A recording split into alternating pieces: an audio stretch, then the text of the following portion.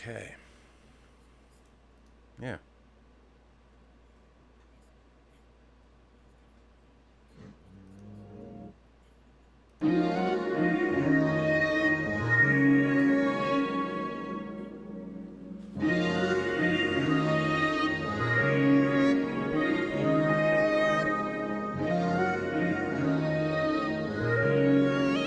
Greetings, imagination connoisseurs. Once again, it is I, your Duke of Dope Discourse, Robert Meyer Burnett. I invite you to watch and listen to the Designing Hollywood podcast, brought to you by Martika Ibarra and the great, legendary Hollywood costume designer, Marilyn Vance. I am afforded the wonderful opportunity of co-hosting the show. If you are interested in the magic of Hollywood, the design of Hollywood, the clothes of Hollywood, watch the Designing Hollywood podcast, available wherever you get your podcasts from, or find the video version on YouTube. That's right, the Designing Hollywood podcast. Why would you ever want to miss it, especially if you love the movies? There's a company called Hot Toys, and they make these insanely realistic, renderings of characters. They do them for all the Marvel characters or whatever, and they look so much like you. It's disturbing, actually. Like, scary. They look so much like you, but they're tiny. They're like 18 inches or something like that. They actually that's what's crazy about that company is they hand make they carve the mold. The mold of, thank you, of the. That's crazy. It's wild. Robservations with Robert Meyer Burnett.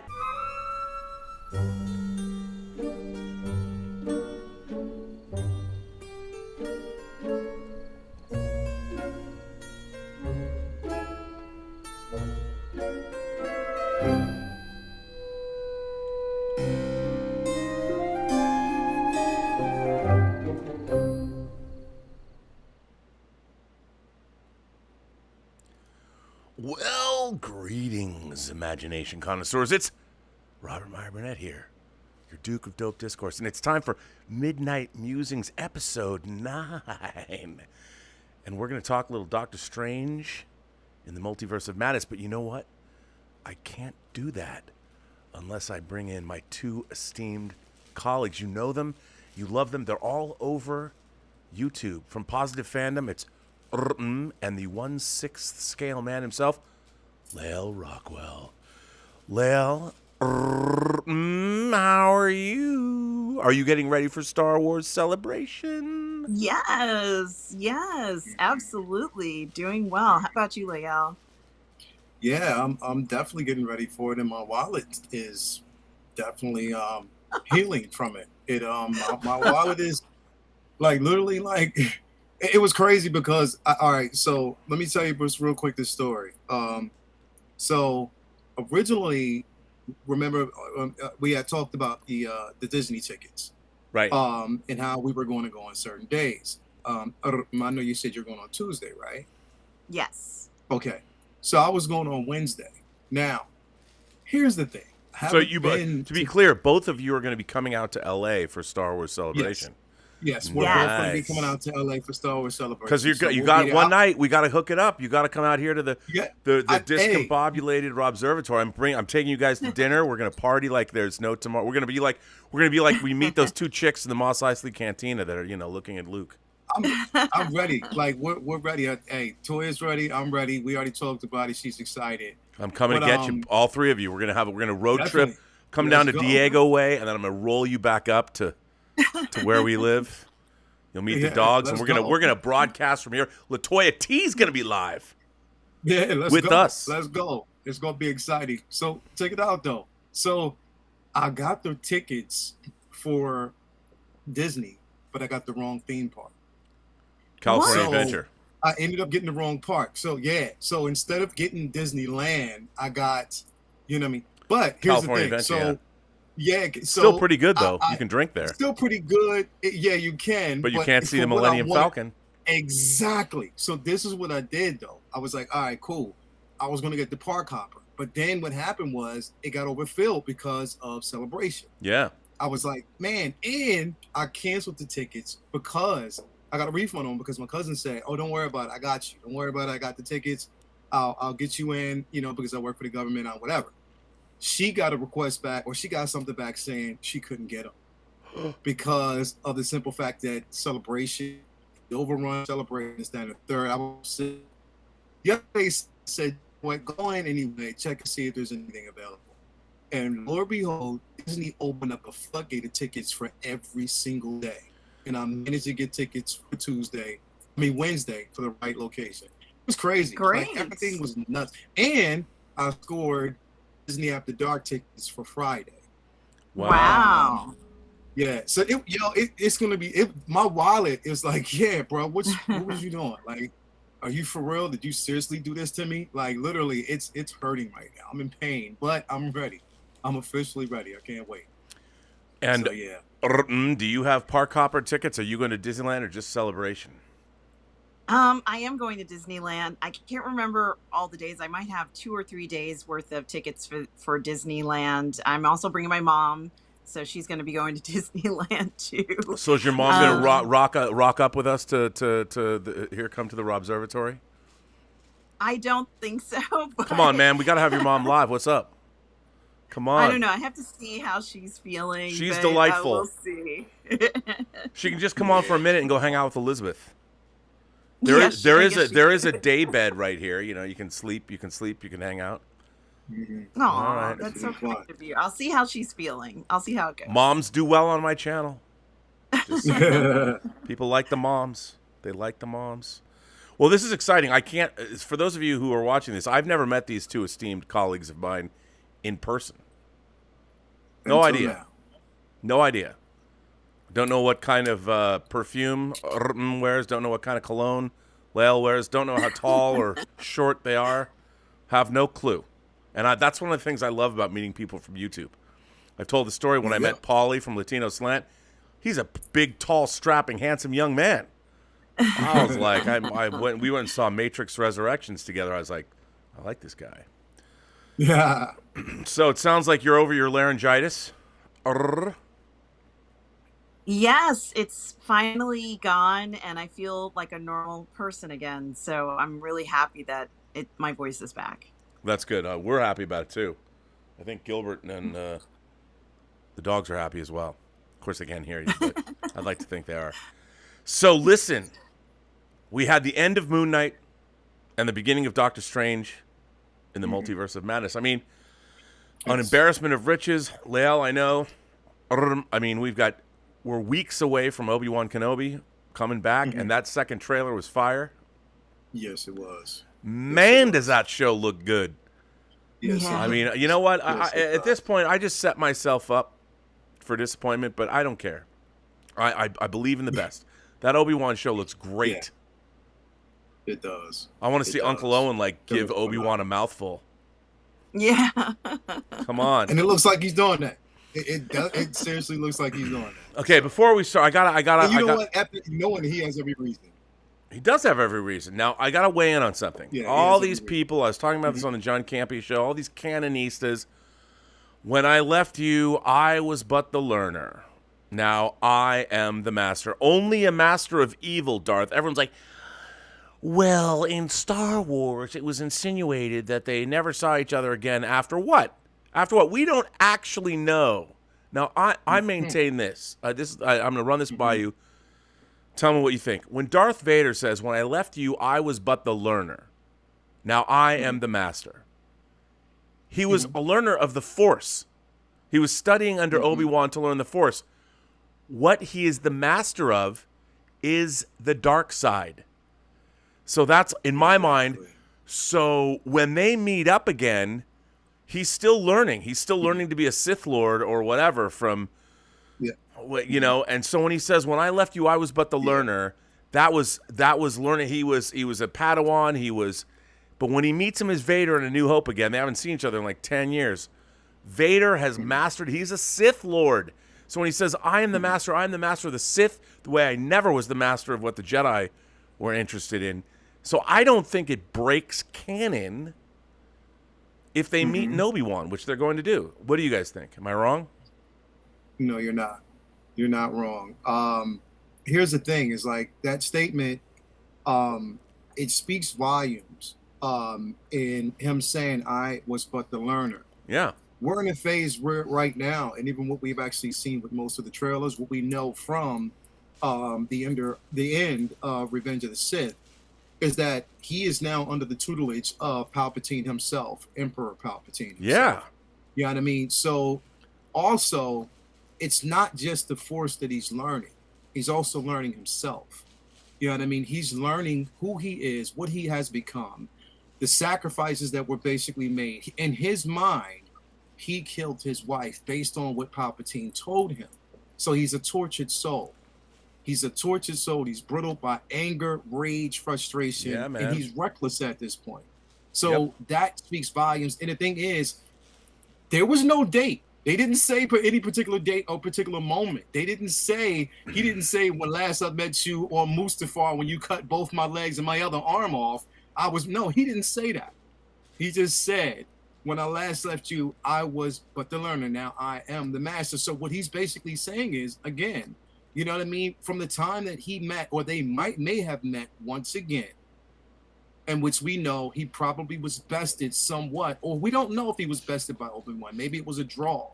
We don't know where it is, but we know that we are going to see a total, in which he has promised, Deborah Chow has promised, and we're going to see a totally different rendition of Vader. It's not going to be the Vader we expect, but it's going to be a totally different rendition, different version of Vader. So what that basically said, I mean, come on, man, like, listen, everything's canon now. We already know that, but the story can be changed and it can be manipulated. It's modified based off of content, and they were smart to listen to that dialogue. What was said at that point and with that moment, it was nothing specified. It was never specified that they didn't meet again. Right, So I completely agree with that. Yeah, I do. Yeah, you make a lot of good points, and I sure hope what we see is something that I think is pretty clear in regards to Vader's experience, but may not be clear to everyone, is the fact that from day one, Palps puts him through hell, and he's always putting him on these challenges or missions where he's constantly, like having his life in jeopardy or nearly, getting killed. And I hope we see that in the series. I hope we see, where he's kind of in danger, even though it looks like things are cool, even though it looks like things are okay, they're not okay. His precarious life, is going to be more evident to everyone after seeing what we see in the series. No, I completely agree. I mean, and it's funny because John and I have been having this argument on his show, and I'm like, and on one hand, he's right. I understand what he's saying. When Star Wars was made, it was a one-off. They didn't know there was going to be a sequel. I mean, George Lucas had ideas for things, the Journal of the Wills, and he had Alan Dean Foster write Splinter of the Mind's Eye, but he didn't know if he was going to make another Star Wars movie. So in the context of Star Wars, that line works. But now to me, when you're building up something like this, unlike what they do with Star Trek, which is disregard everything and completely destroy canon, I think that you take a line like that. When I left you, I was but the learner. Now I am the master. And Kenobi answers, only a master of evil. exactly. And that's because Kenobi can sense it. Kenobi knows because there's no reason Kenobi even thought Anakin Skywalker was alive after their confrontation on Mustafar. Like, who would think that? You wouldn't know. So I'm only thinking about this because people keep bringing it up. Like, that's breaking canon, Rob. Why do you support this? I'm like, but it's clever. I mean, if by the way, if they do it if it's another example of something that's McClunky, then I will say fuck that shit. But if it's done well, I mean, look, man, I think Deborah Chow, just watching her in the behind the scenes, I mean, she's a baller. I think she's going to bring it home. I think Ewan McGregor wouldn't have done it if the script wasn't sound. And what people forget is that this Obi-Wan Kenobi series was going to be a movie. It's been in development for a very long time, so I'm hoping. And it looks like we're getting something special. Yeah, and we have been waiting for this for so long. It's been years. We kept getting announcements that it was going to... In fact, I think it almost felt like it was slated to be the first thing that we would get. And then, 2 years passed, 3 years passed, other series came out, and no Kenobi, and people speculated, are we ever going to see it? What's going to happen? And I was quite fearful in the sense, I said, yeah, what if they decide to push it back even further? Maybe they feel it's not that important. But boy, I'm just thrilled that we know it's coming out now, and we have the trailers and the excitement associated with it. It's gonna be premiered while we're at Star Wars Celebration. This is really one of the most exciting times, probably not since 2019, right, Lael? Since the Force not the Force Awakens, but the last episode 9 or whatever. Rise of Skywalker, yeah. So this is really exciting, Robert, and I can't even believe it. I can feel the excitement in the air. That's how great this is. Yeah, no, I feel it too, and I sense something I haven't felt since I saw some good Star Wars. I'm excited, and there's a lot of great stuff. Hot Toys released the Anakin Skywalker and the Stap. I watched Justin's review of it. It looks fantastic. Did you get that yet, Lael? And I just got. Here's crazy. This is crazy.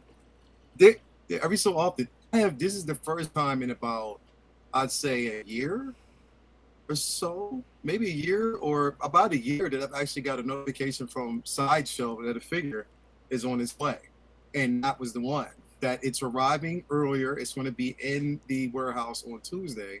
And the final payment, and it ships out on Tuesday. Because normally, like I said, I haven't really gotten a notification from them in so long, and I just got the notification. I was like, okay, cool, that works.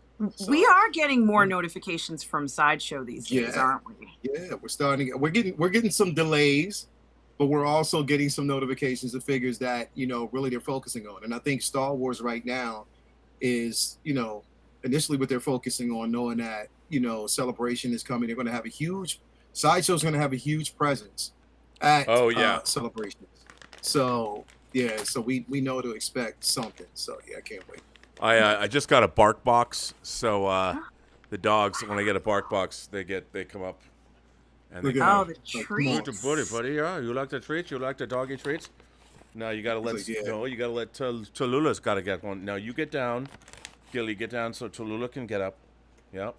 All right, Luli, come on, Luli, come on. You got you got Gilbert, no, don't be a douche. Come on, no, Gilbert, let Tallulah. Come on, give me. Here, go over there.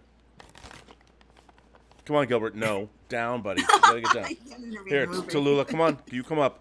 Yes, there you go, baby. There you go. That's good. That's a good girl. Tallulah's a good girl. You want another one? You do. Come on, that's right. That's right, buddy. Tallulah's an Irish doodle. She's 50% Irish setter and 50% poodle, and she's nuts. No, that's it. Wow. You get 2. That's it. She got 2. You got 2. That's détente, General. That's what you get. No more, Tallulahs. No more, buddy. Okay. Yeah, now that I'm in the new Observatory, which is finally coming together, these dogs have access. So they once again will be part of the show. So it's great. I have to say, shout out to Superhero Displays, who sends in a super chat. Superhero Displays sent me a Ragnarok Gladiator Thor. Wow. Yeah, buddy. So the 2 lines of Hot Toys that I didn't have any money was Rogue One and Ragnarok. I don't have Hela. I don't have Gladiator Hulk. But now I have Gladiator Thor. I don't have one Rogue One figure. And what's interesting about that is they're the most expensive Star Wars figures to get. They are really, really hard to get. So, but one day, I'll just have to make more movies and get rich and not care. Well, you have to, man. You have to get Jyn Erso. You have to get Short them way. Gosh, I wonder, is Jyn Erso someone's favorite figure? I don't know. I heard that somewhere. Somebody, yes. Your favorite Very figure? Much so. Very much so. Wow. Yes. Number one in the collection. That is the number 1 figure in the collection. Literally. Out of everything I have, that's the number 1 figure in my collection. Tallulah's barking at this. I'm truly excited. I got to ask you. So here's the thing. I now watch movies. Excuse me. I don't have COVID. I had a COVID test yesterday. I now watch movies, and I have a Hot Toys index for all the movies that I watch. Wondering if Hot Toys makes figures from these films, how many will they make and how much is it going to cost? Yeah. And so a movie came out this week, Doctor Strange and the Multiverse of Madness, and the Hot Toys Index was very high. Very high for me. Maybe not as high as No Way Home. I thought it could be higher, but maybe not as high as No Way Home, because No Way Home's index. Oh yeah, do you like No Way Home too, Tallulah? No Way Home's index it just keeps increasing. They just keep adding to it. But Multiverse of Madness, man, has a pretty high Hot Toys index. Let me ask you both. Yes, it does. After seeing it, before we get into the movie itself, what Hot Toys would you be most? Because they haven't announced any Hot Toys from the movie yet. What? Other than the ones we know we're going to get. They didn't announce two. They announced it, but I mean, not right. I should amend that statement. They did announce Doctor Strange himself. And this is a spoiler announcement, right? Like this is spoiler for the movie, spoiler for everything. Oh yeah, right? fuck it, we're late night.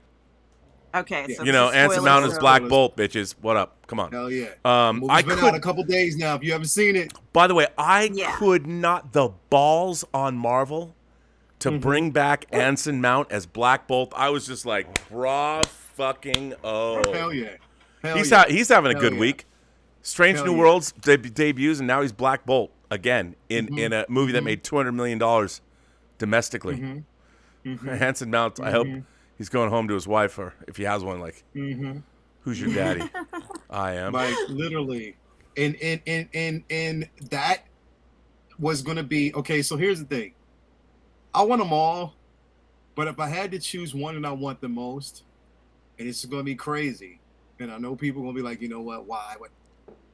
I truly want Captain Carter, bro.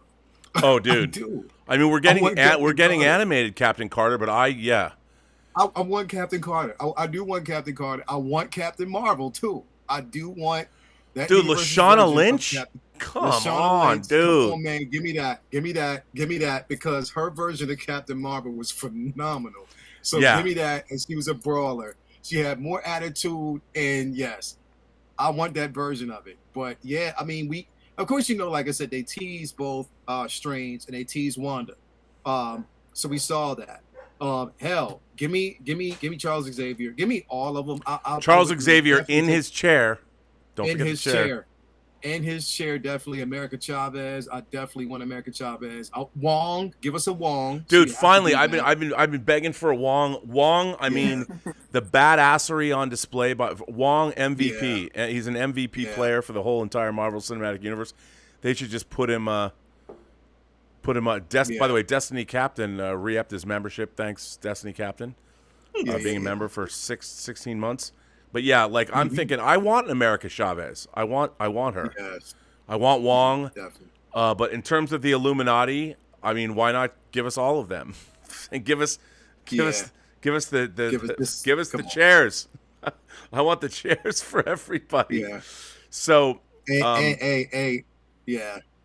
I mean, I definitely want the Charlize Theron. That's what I was about to say. That's the one that I want more than all of the others, because I just love her, and I can't wait to get a figure of her. I think it's going to be insanely incredible looking. Yeah. And so that's the one I want. A pivotal role now in the MCU going forward. Especially her character. She's going to have a pivotal role because that character is important and Strange, being the niece of Dormammu. So yes.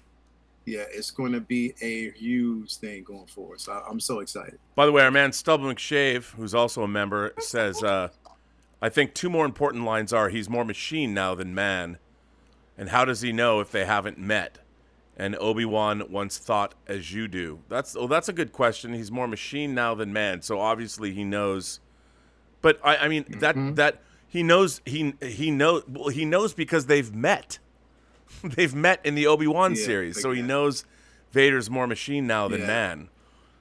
So good observation. Stuff. But that's a good one. So yeah, I mean that's these dogs. They I think they like being on camera. This guy is a Gilbert. I mean, I gave him. He has treats, and this guy. I mean, I'll tell you something. They love it. I wish I could hook up America's gas lines to his ass because, man, his farts are just They could power ships crossing the Atlantic, right, buddy? And that's not a diss. You're very healthy and robust. That's okay. But yeah, but now let's get into it. Like, first of all, John Campea always says speculation versus expectation. And there was a lot of, and I will flat out say, I won't leave people in suspense. I thought Doctor Strange was a minor MCU movie, but as a Doctor Strange movie, I loved it. If that makes sense. I mean, I felt like it was almost its own self-contained movie.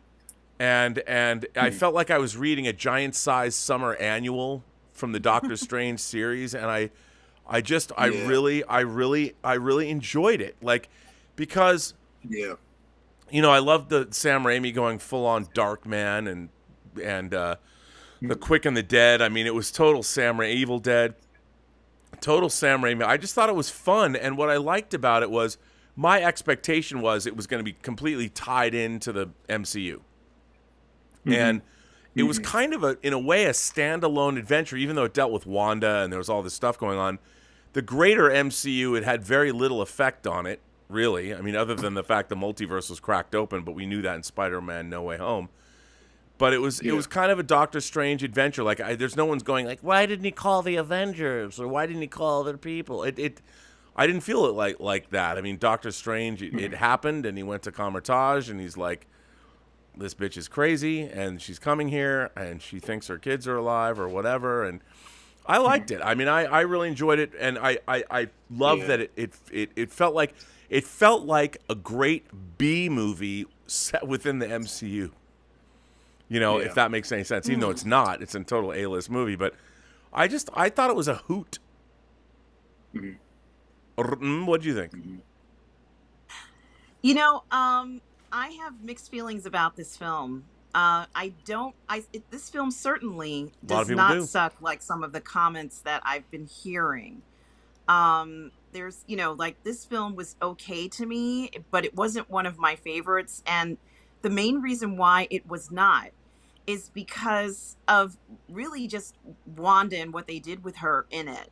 So, I'm fine with Wanda being the villain because I watched WandaVision, and I love that storyline of, where she essentially hijacks anybody and anyone who gets in her way to prevent her from having the family. And I love that storyline. But for me, I felt like to continue that particular storyline in this film, it just felt like it was a continuation of it felt like WandaVision Part 2 for me. And I was kind of resistant to it because, while I understand that this is something that's going to always motivate her, I just felt like they could have picked something else for it. But, I think that they did a good job with making her evil. I love that Wanda is evil. She's one of my favorite characters, if not my favorite character, because she is evil and will do anything she has to do to get her way. And I was actually rooting for Wanda, because that's just how I feel about her. But in the final analysis of looking at it, I kind of wish that they didn't necessarily focus on the children part, and they could have found something else evil that she wanted to do, because I think she's somewhat more dynamic than just the child part. I think there's something else inside of Wanda, this character, that pushes her to do things that nobody else is doing, in a way that she's so delusional about what she should be doing with her life. She's kind of went from someone who's trying to fight essentially on the good guy's side, right, to someone who's completely turned, I guess, to the dark side in a way. Yeah. And so I think that for her, at least, once she had already crossed into the dark side, I just wasn't totally convinced that the children would be the thing that she would be looking for, because she did that in the last one and failed. And so I think that maybe her even having something even more sinister than that in this one could have also worked as well. But it felt like an extension of WandaVision, and I was like, oh, okay, she still wants the kids again, so that one wasn't great for me. But Doctor Strange was good in the film. And I think that when America Chavez came onto the film, I would have liked to have seen a little bit more of her. But I think that overall for me, it was an okay film, but it wasn't like I wasn't blown away by the film necessarily. And I think that also I would have liked to have seen more of the Illuminati. I wish they were Well, able to yeah, slow I down mean, a little bit more. And I'm also, not gonna look at this guy. Open some treats to give to our little puppy here. Here you go, buddy. but I mean, especially in regards to the Illuminati, I think I would have liked to have seen, not that they didn't have enough power, but I would have liked to have seen them have even more power and do a little bit more damage personally. Look at this Because guy. that's He's what I such an want actor. from He them. just wants more screen time. This guy. But you know, we were lucky to see them at all. You know, I mean, they didn't have to show us that. They didn't have to give us those characters.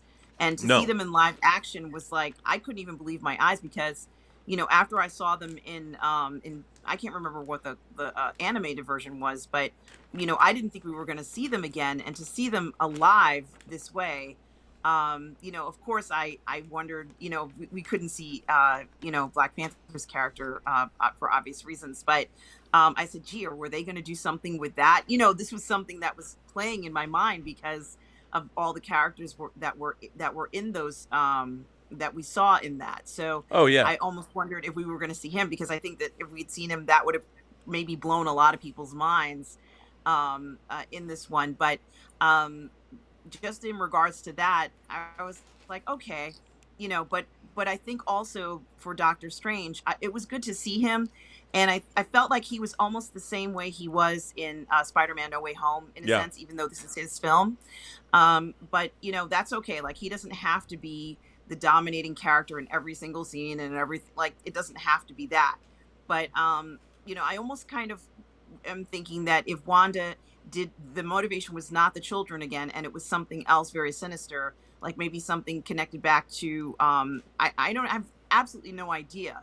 But if they had not used that children part, I would have been fine with it, because then I wouldn't have be associating it so much with, you know, WandaVision per se. But one thing I can say is that I do honestly feel that once she's been completely corrupted, she would not even care about the kids anymore. I think she would be going for greater power, like what she was going for America Chavez. Right. And the Well, purpose wouldn't be because she wants to save the kids. Maybe that was just a lie she was telling herself. She wanted to do something more sinister. I would have loved to have seen that more sinister thing come out. And I'm ready for a more sinister Wanda. I mean, she was badass in WandaVision.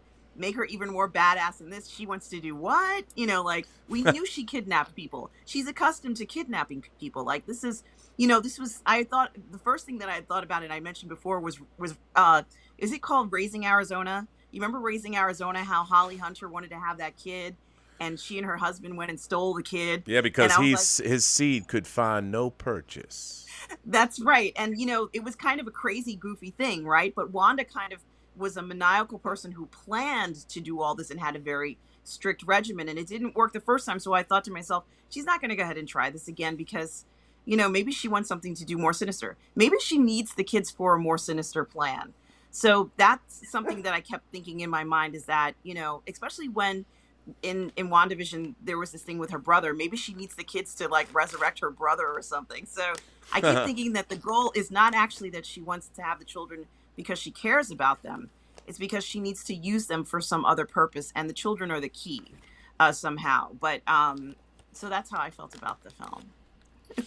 Lael, I mean, you've seen it. You saw it a third time today. Yeah, yep, sure did. Now, I would love to hear your analysis. I still stand by my first rating that I gave it the first night I seen it, which was a 10 out of 10. And I'll tell you why. Again, I mean, just, you know, stepping away from just the Sam Raimi narrative. I mean, Sam Raimi gave us a film. He gave us his version, his interpretation of a strange film. Yeah. And I thought that he was basically in my opinion, I think he was the best person to do it.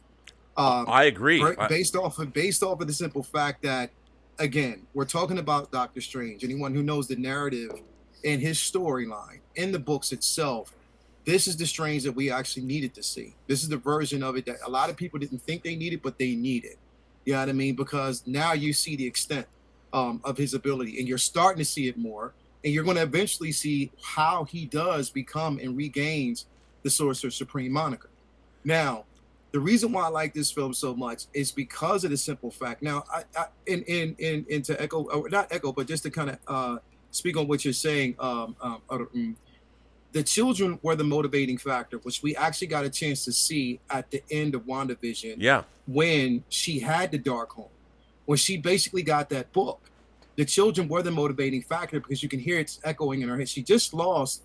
You know, you gain children. You've created these children in your head, your mind. This is something that what you have, you love, you grow an attachment to. Now, not only do you lose them, but you lost Vision, but you lose them at the same time, which she has an attachment to.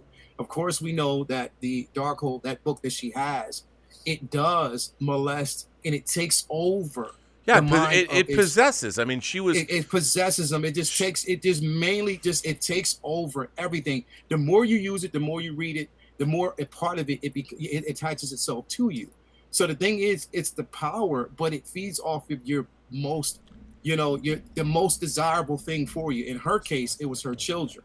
So basically, she was willing to do whatever it took to get her children. The best book to read to really follow the narrative of her, of course, you got a House of M and also Avengers Disassembled. Yeah, you really Those do. books, I mean, yeah. You have to read those to really understand that Wanda is a fractured soul once she loses Vision.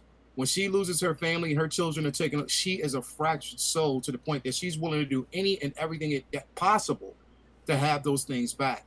And this is what this film was sort of demonstrating. Also, they kept mentioning the incursion. Now, here's the thing. When we talk about the Illuminati, that universe's version of the Illuminati were careless. I mean, they were reckless in a sense because their arrogance took over and not when in battle.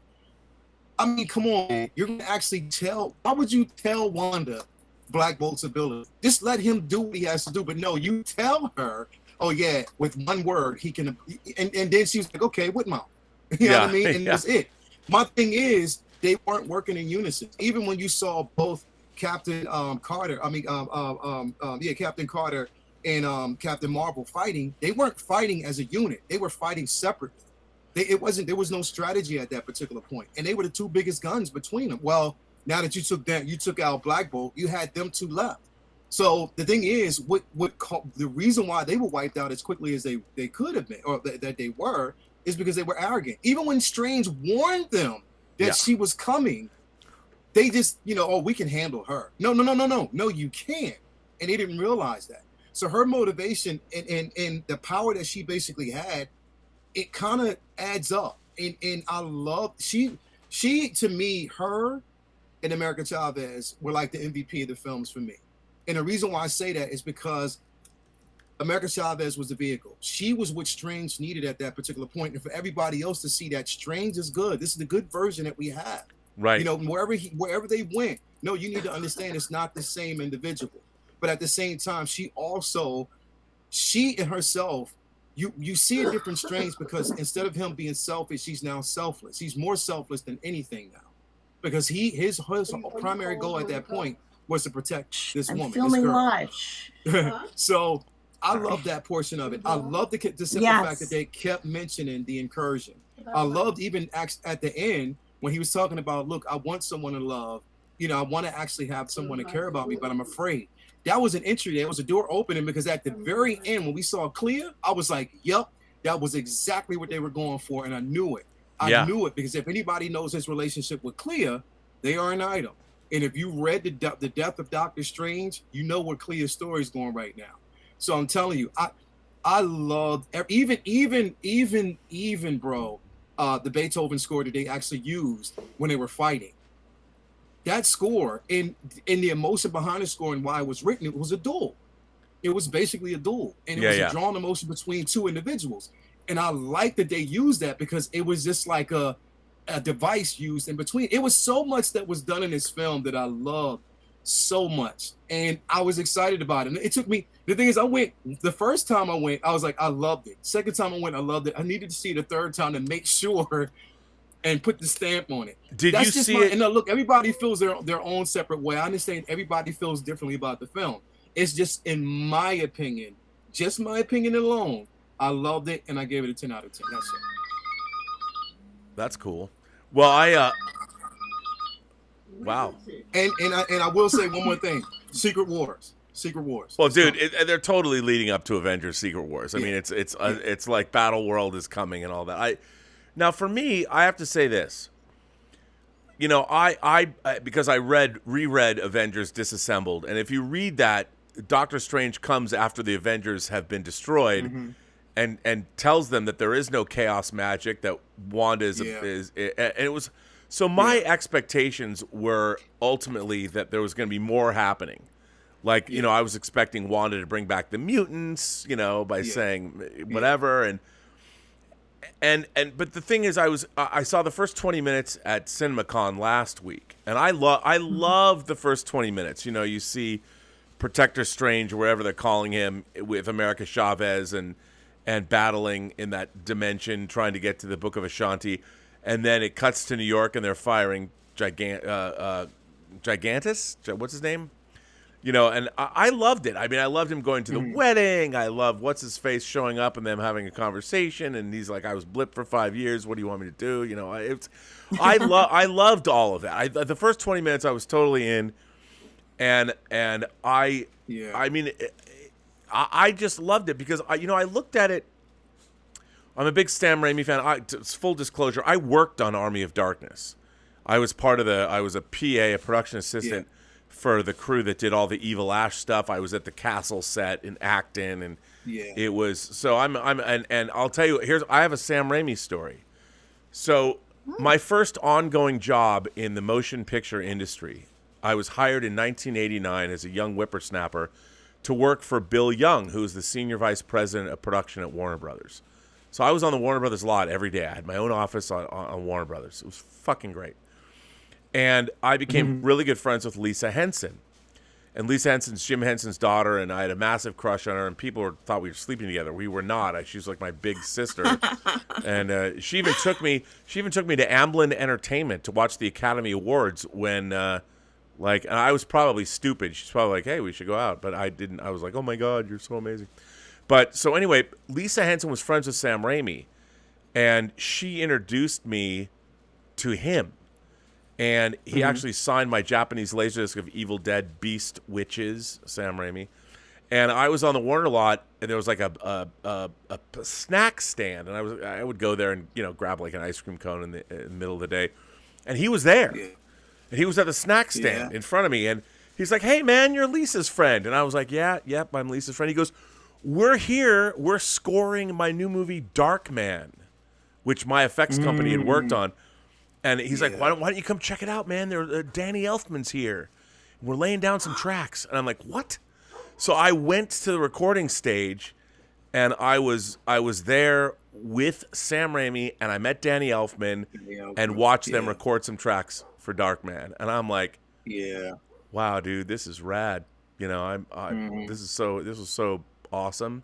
I didn't work on Darkman, but my effects company did, and he was the nicest guy, and seeing him work on Army of Darkness and being on that set.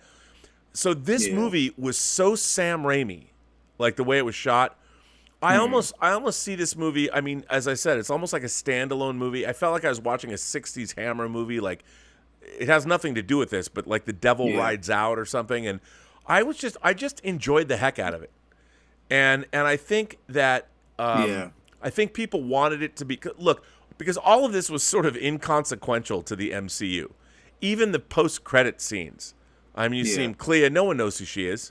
It's like they haven't established her. It's Charlize Theron. Obviously, she's going to come back and play Clea again. Okay, the woman that Doctor Strange marries, but no one knew what it was. And then they show Bruce Campbell again, which is an extended Evil Dead joke, which is fine. But it felt to me like it was almost a movie outside of the MCU. And I enjoyed it for that reason. I just sat back and let it wash over me, and I just had fun with it.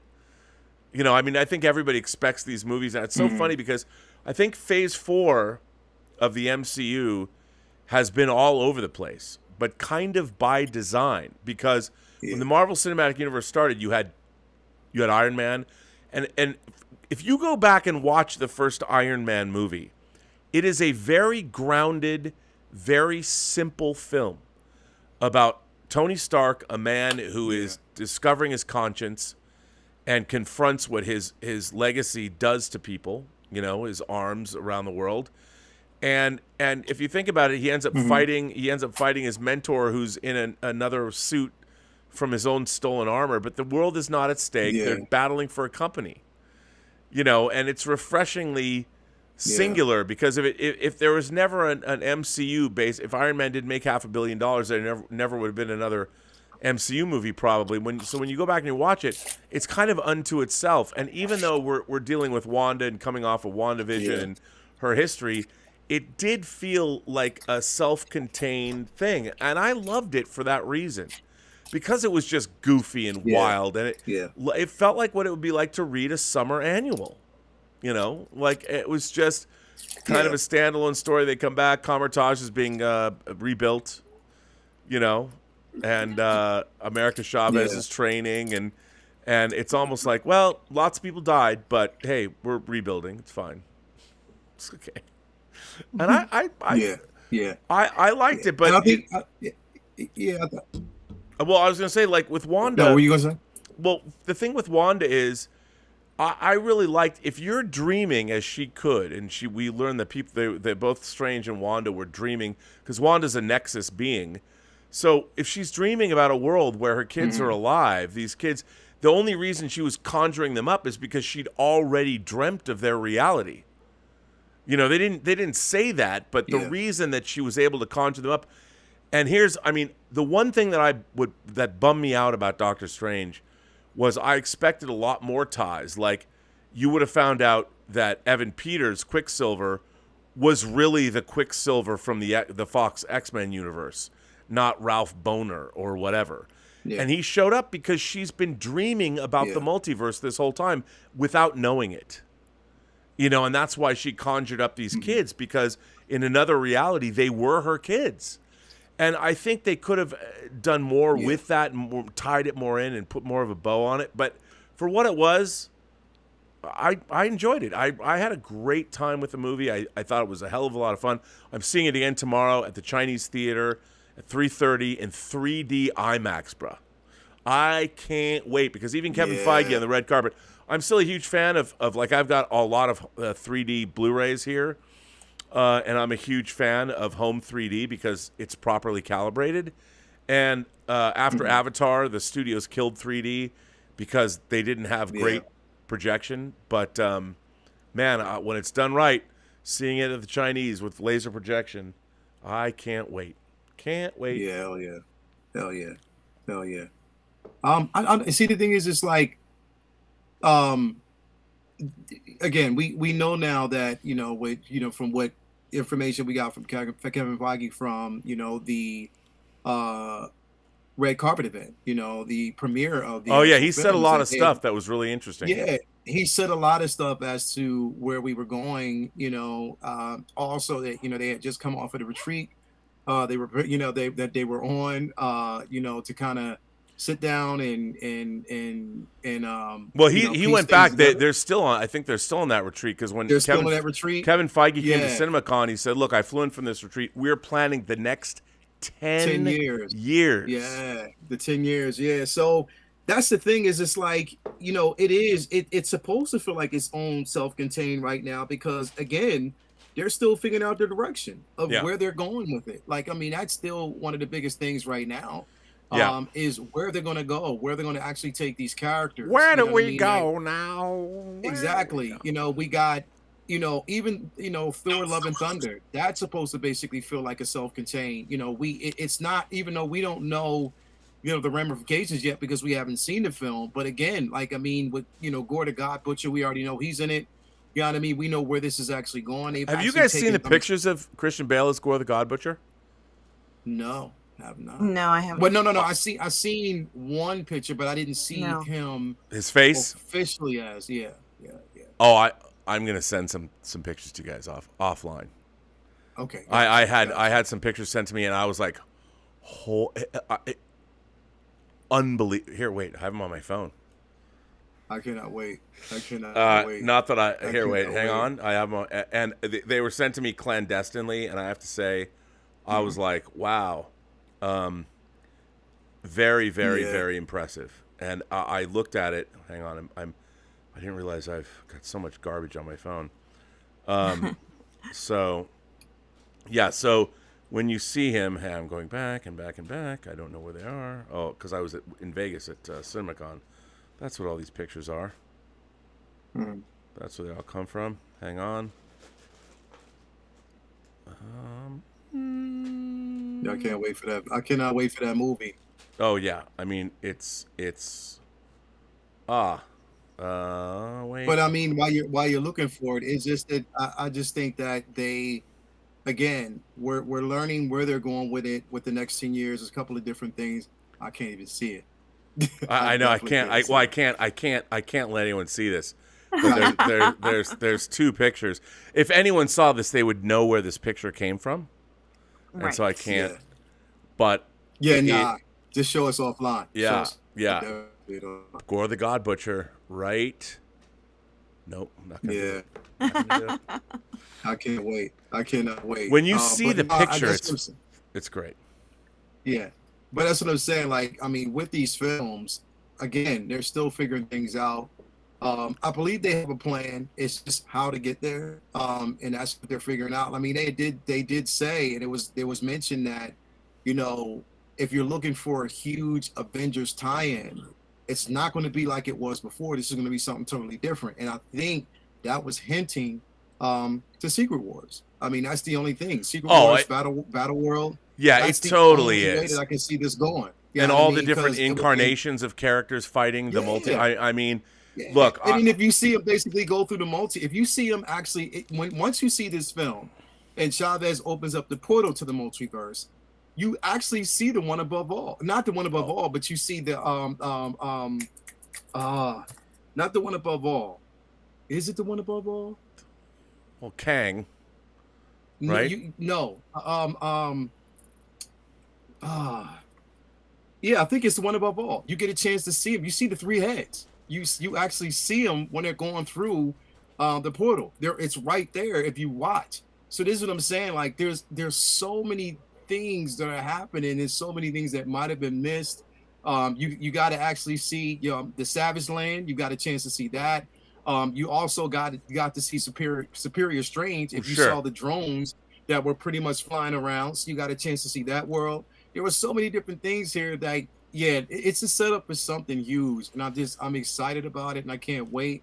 But yeah, I think that once they figure it out, and we'll probably see mostly where they're going after Quantum Mania. Well, yeah, I mean, yeah. You know what they haven't. I mean, what I find so interesting is, what is the status of the Avengers? Mm-hmm. You know, Doctor Strange is like, I can get you back on the lunchbox. What lunchbox? Yeah. Where? I mean, we've now seen Falcon and Winter Soldier. We've seen WandaVision. We know Wanda and Vision. Thor's off-world. Mm-hmm. Professor Hulk's hanging out with whatever he's doing. Where are the Avengers? Yeah. Is there even an Avengers team? I mean, and I think. And I don't know. I think right now we're not going to get that answer for a minute now. I mean, because everybody's really doing their own thing, and they're still licking their wounds from the end game. You know what I mean? So, well, it's interesting because Spider-Man No Way Home, the end of it takes place at Christmas. Yeah. But this movie takes place. So Spider-Man No Way Home started here in the summer and then ended at Christmas. Doctor Strange took place somewhere before Christmas because it was right after. So we still don't know. Moon Knight could have taken place anywhere. We don't know where the Marvel Cinematic Universe actually is in terms of time. It's, I think, what is it? It's actually in 2023. It's Christmas of 2023. That's as far as we've got. That's where Hawkeye ended. That's where Spider-Man No Way Home ended. And we haven't gotten anything beyond that. Or maybe it's 2023, 2024. That's the end. And this Doctor Strange took place in between where No Way Home ended. In between where Peter Parker's, they went back to their universes. Strange closed the portal, and this took place soon after that. So What's interesting is we don't know what the event. We don't know, are there Avengers? We don't know anything, and I'm just really curious. I mean, especially after you've got Celestials cracking the world open and visiting the Earth. You've got Egyptian gods fighting. Yeah. You know, Amit. You have a mass casualty event in Cairo. How many souls were eaten by Amit? You know, I was watching that going, Amit, yeah. Yeah, by my God, a lot of people fucking died at the end of Moon Knight. And now whatever's going on with the Egyptian gods. And then you got Gore the God Butcher is bearing down on the MCU. Is he going to go after the Egyptian gods? We know he goes to Mount Olympus because Russell Crowe is in it playing Zeus. So Gore the God Butcher is going to kill some Olympians. Yeah. Is he going to kill some Egyptians too? Like it's going to be interesting. I'm curious about now the multiverse is cracked wide open. What are the larger ramifications? And Kevin Feige said on the red carpet that they've kept this in their back pocket, you know, and it's going to be interesting to see where it all goes. I mean, I'm curious, although, you know, it doesn't have the focus. Like, obviously, introducing Iron Man, Captain America, and Thor, you know, and then peripherally Shield and Black Widow and Hulk, that it's moving up to an Avengers movie. Yeah. I don't know where this movie, I don't know where the MCU is going. It's going off in all these crazy directions, and I'm waiting for something to put a bow on it. I'm suspecting that it's going to be Wakanda forever. Because we're going to get Thor. You think Wakanda is going to kind of? I think Wakanda is going to come if Namor is in fact the villain, you know, or whatever, and Wakanda and Namor have been pitted against each other by Doctor Doom. Whatever it is, it's going to solidify. I think Wakanda Forever is going to solidify. It's at least going to point the way, because Thor: Love and Thunder is going to be its own deal, but Wakanda Forever is going to be, I think, a culmination of. Because we know nothing about that. Well, I know a few things about that movie. I can't say, but it's still very interesting. It seems like it's going to be a war between, you know, the Wakandians and Atlantis, bro. That's what it seems like. Yeah, I mean that's what it seems like where they're going. It's going to be interesting, but I think in the larger whatever happens at that movie at the end of the movie, Wakanda is going to be like. It would be. I wouldn't put it past them. I mean, even though it seems strange. But why wouldn't the new Avengers headquarters be in Wakanda? I'm not saying they would do that, but they're the most technologically advanced country on Earth in the MCU. Yeah. You don't have Tony Stark's money anymore. I mean, they got foundations or this, that, and the other thing, but could be. I don't know. But I do feel that the thing about these movies is the Eternals, the cosmology of it exploded the MCU. You've got a celestial coming out of cracking open the earth. Any archaeologist, the Navy, everybody, like this gigantic stone creature that just crawled out of the earth. What does the normal human being think? Like, is everybody joining cults? I know what I thought when I saw that. I wanted that celestial to come out, but yeah, I mean, I was the only one who wanted him to come out. Crack the earth open. Well, you know? See, I'm excited about it for so many different reasons, because, you know, we're actually getting the High Evolutionary and the Guardians of the Galaxy.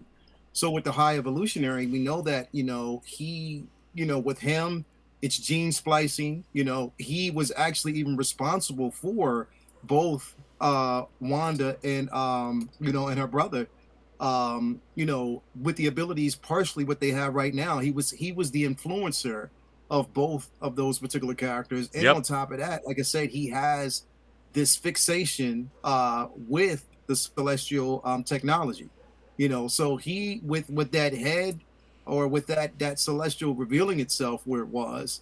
I mean, it wouldn't put it past me that, you know, High Evolutionary finds it for himself and decides to do some damage. So, and the thing is, the High Evolutionary is not necessarily evil. No, I know. He's just, you know, he's just who he is. You know what I mean? Like, he's a high intelligent individual who likes to create things, mixing animals with humanity and stuff like that. And, you know, he's into, like, you know, mutations and making sure power is given where it should be, and that we as humans evolve, you know, evolution. So, I mean, and I think he's going to have a lot to do with You know, even Rocket Raccoon, his evolution. Yeah. So we'll see. Well, We'll definitely see. Well, what were the repercussions of stopping that celestial from emerging? Do we know?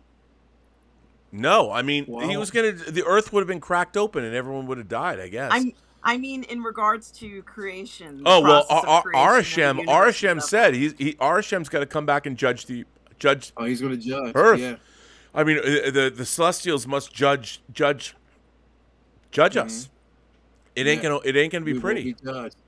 They were taken so they can, it's so like they were chronicles. The Eternals were chronicles. They're going to take them so they can flesh out those memories.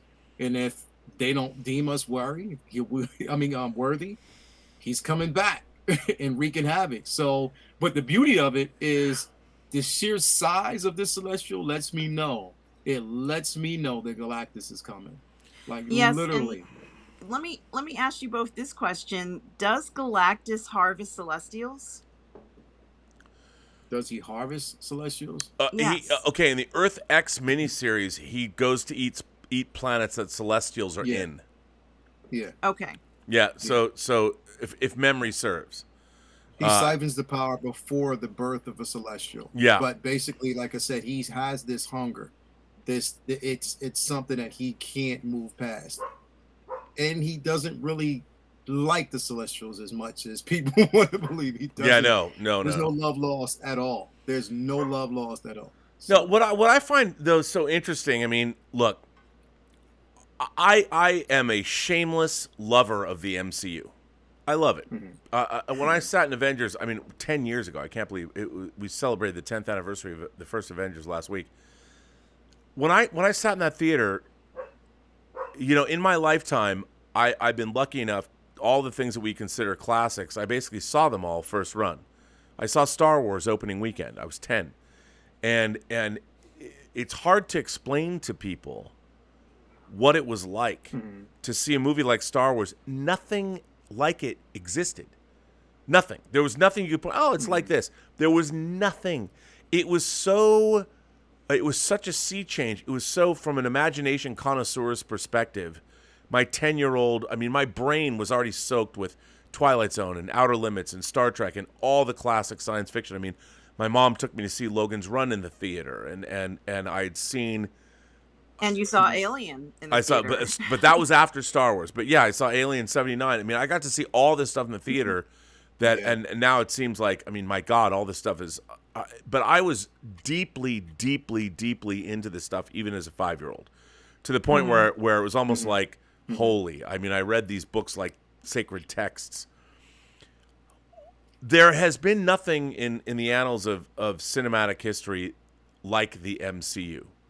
And I'm not saying it's as ground, it's not as, it isn't like Star Wars, because these characters have existed in many different forms throughout the years, and there's been superhero movies, there's been animation, we've read them in comic books and stuff, and what we're seeing is this amazing iteration of these characters. Now, with the Infinity Saga, you have 23 movies. Endgame was 22, 23 was Spider-Man Far From Home. That was kind of a nice... So, 23 movies that built up this narrative about what was happening with Thanos, and the last two movies, I mean, my God, I'll shamelessly admit it. And by the way, Disney does not pay me. Marvel does not pay me. I'm not a shill.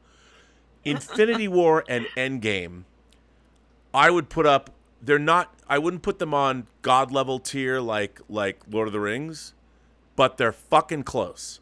When I watch Infinity War and Endgame as a lifelong comic book reader, that whole opening from Thanos killing Loki on the Asgardian ship, then cut to New York City when Tony Stark is there and Doctor Strange walks out and says, "Come here," and Tony Stark's like, "Who the fuck are you, dude?" Doesn't even know who he is. Goes to the Sanctum Sanctorum, and that conversation, the Hulk falls in there. That the first 30 minutes of Avengers Infinity War is, in my mind, as someone who has been steeped in Marvel Comics my entire life, it was one of those things where it literally was a dream made reality on the big screen. I thought Avengers 1 was incredible. I was like, I can't believe this movie exists. Yeah.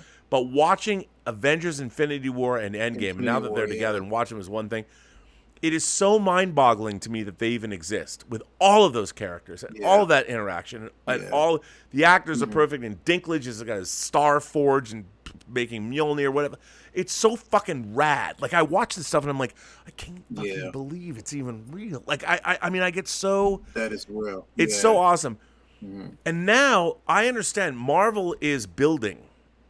After the 23 Infinity Saga movies, they're like building, and I think what people like, there's a lot of people that are displaying their hate for Marvel. Like, oh, Eternals didn't do it I love fucking Eternals. I loved it. Loved it. Yeah.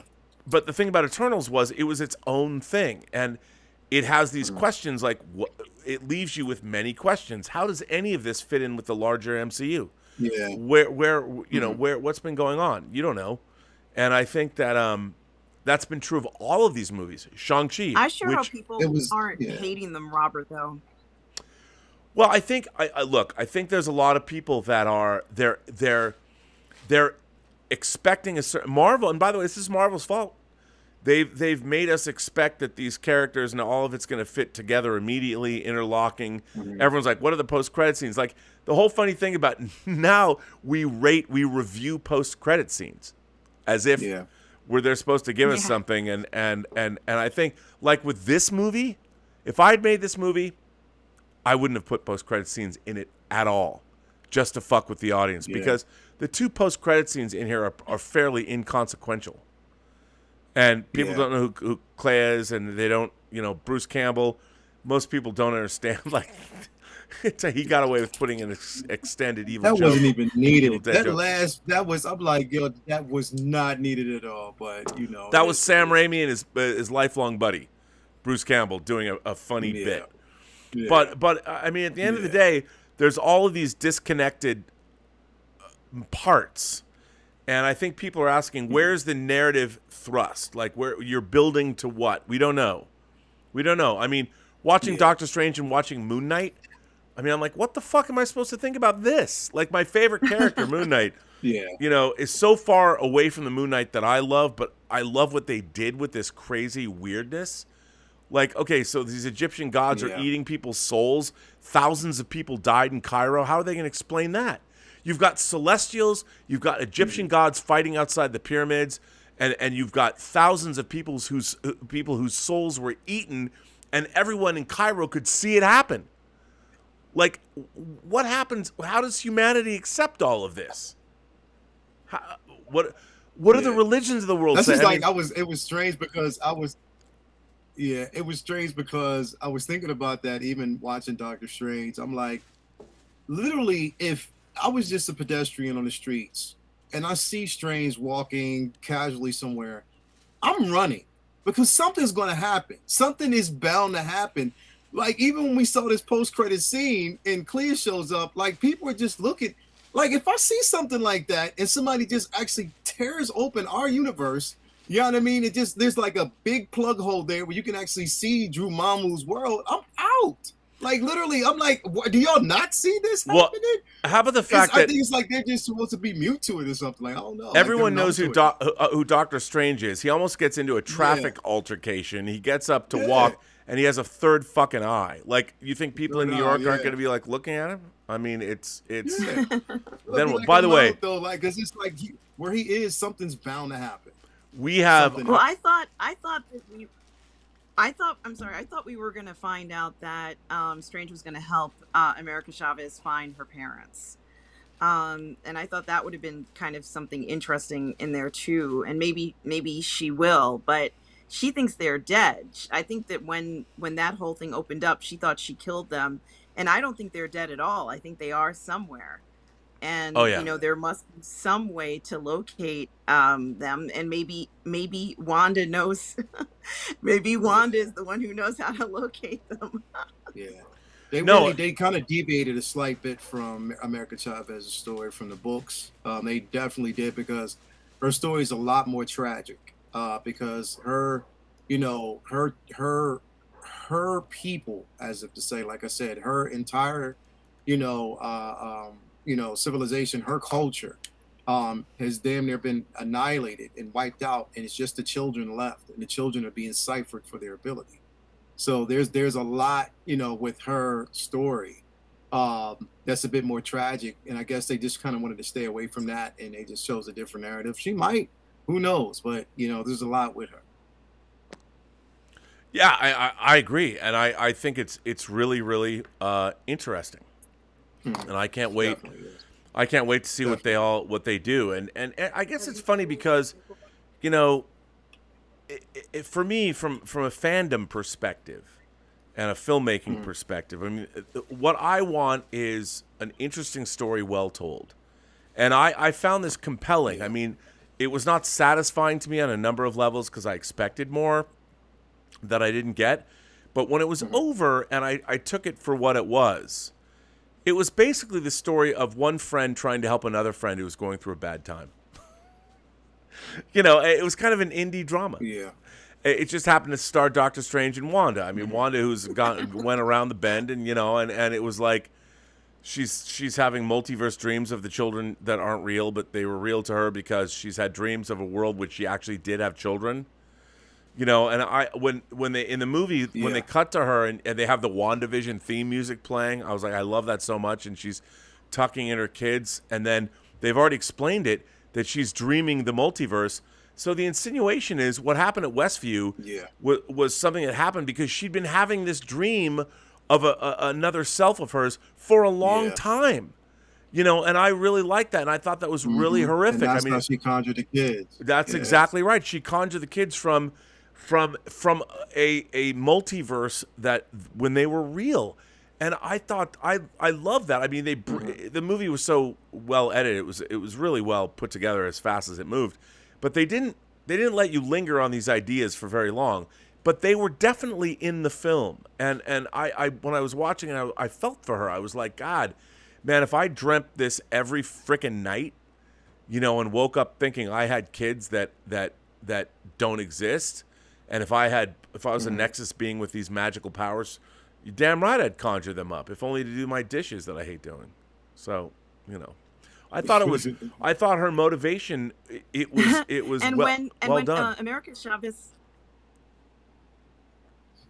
and when America Chavez and Doctor Strange end up in that world where they can kind of stand on the spot on the ground, and it kind of recalls your memories. I thought that was very, very clever way to, let everyone know what had happened when they themselves couldn't remember or said, I don't want to think about that.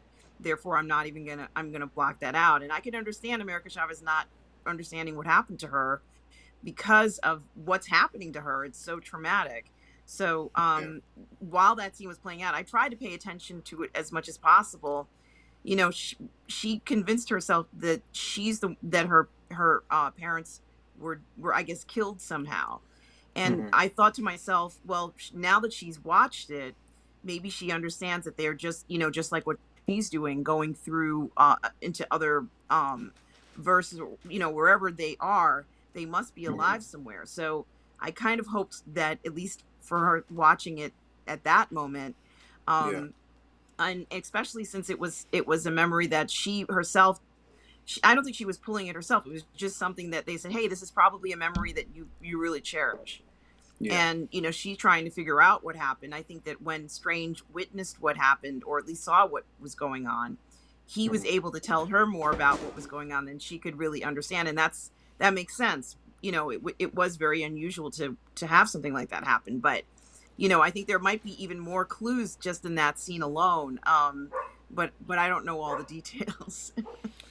Yeah, no, of course. But the thing about it was, I mean, I was wildly entertained by the movie, and I was thinking to myself, if this movie came out in like 1984, it would have been a timeless classic that people have been talking about even now, like Terminator, because it was so gonzo and it was so Sam Raimi.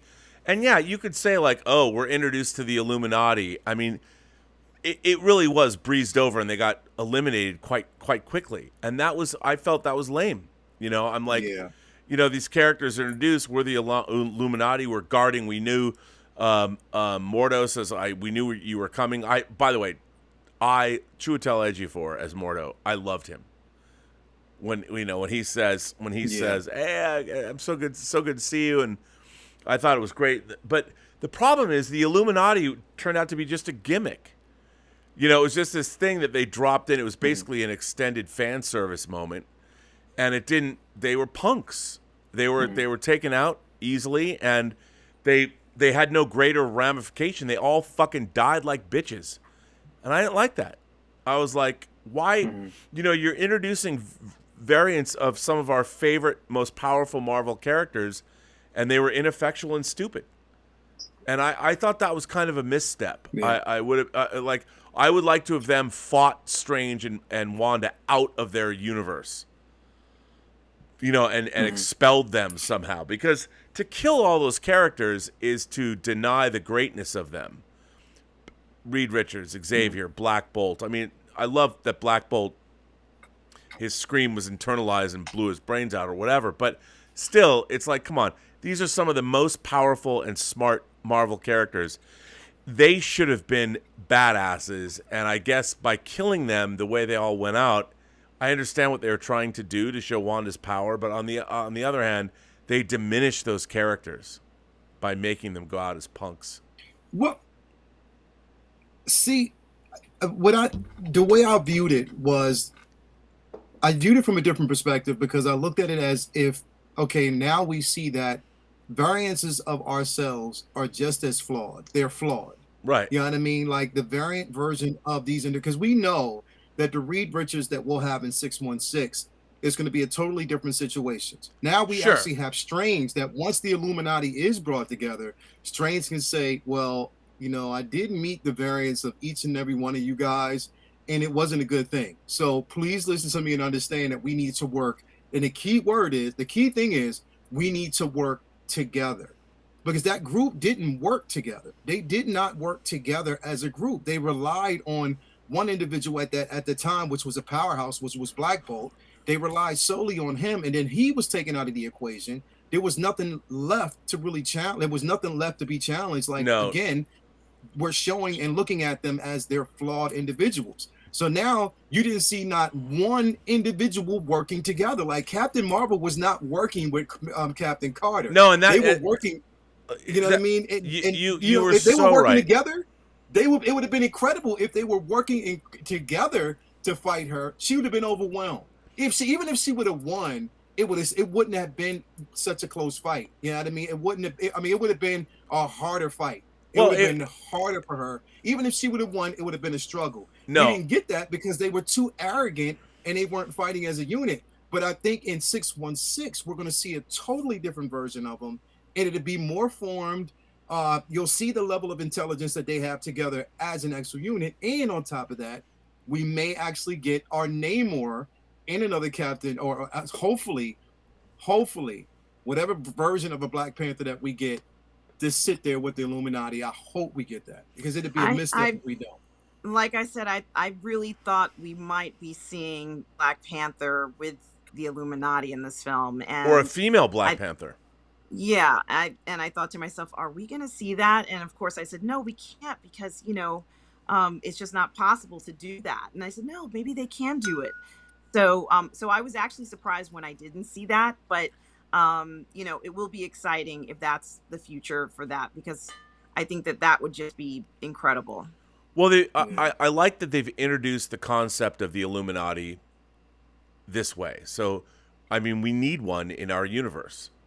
But I do think, I mean, they know what they're doing. The movie has made $200 million domestically. I mean, it's almost $500 million opening. It's a success. And John got to get your boy a hot toy, man. Come on, man. Just get it for him, bro. Come on, man. Just go ahead and get it for him, man, because it's close enough. Just get it for your boy. He wants one. He deserves one. Get him one. Come on, man. Come on. Okay, let me ask you this, Lael. What hot toy do you think Rayora should get? It's got to be something you can get now. You can't wait a year and a half. It depends on what Ray is a fan of, man. Well, Ray likes robots, and look, I think what he needs is an Iron Man die-cast figure. Mm-hmm. What I think he needs is battle damage 85.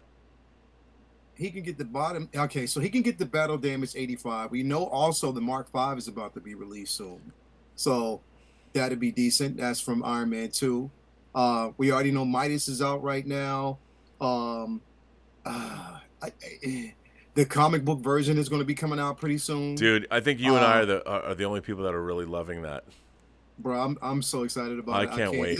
I cannot wait for it. It's going to be incredible. I mean, I don't know. You're a hot toy collector too. You got a quarter scale Mando, yo. What's up? Are there any figures? I mean, let me ask you this: there's all kinds of figures coming out. I have a lot of things that recently paid off at Toys Wonderland for my band. I mean, Lael, I've got one of my Grail figures still right here. I want to put him elsewhere, but I just can't. Yeah. I mean, this Bro, might be might be one of my favorite action figures. I mean, it's so good. I can't even begin to tell you how I think good. you should basically, once you leave this broadcast and you go to bed, take him with you wherever you go. I can't because I'll roll over on him, and I like the pose I've got him in. I don't want to No, break. put him on a. You got to stay in the bed stand. You can just put him on next to you, bro. Yeah, well, the bed stands are out there. I got to move them up, but yes, I have. But I don't know, man. I'm just so, my band. I got Bowie and Bob Marley coming from Toys Wonderland. Yeah. I saw. I was looking at the Hot Toys Michael Jacksons because I sold my Thriller 2-pack. But there's Billie Jean and Bad, and I was thinking Bad, but Bad's kind of goofy. Billie Jean's classic. I got to get the Hot Toys Billie Jean because I need Michael.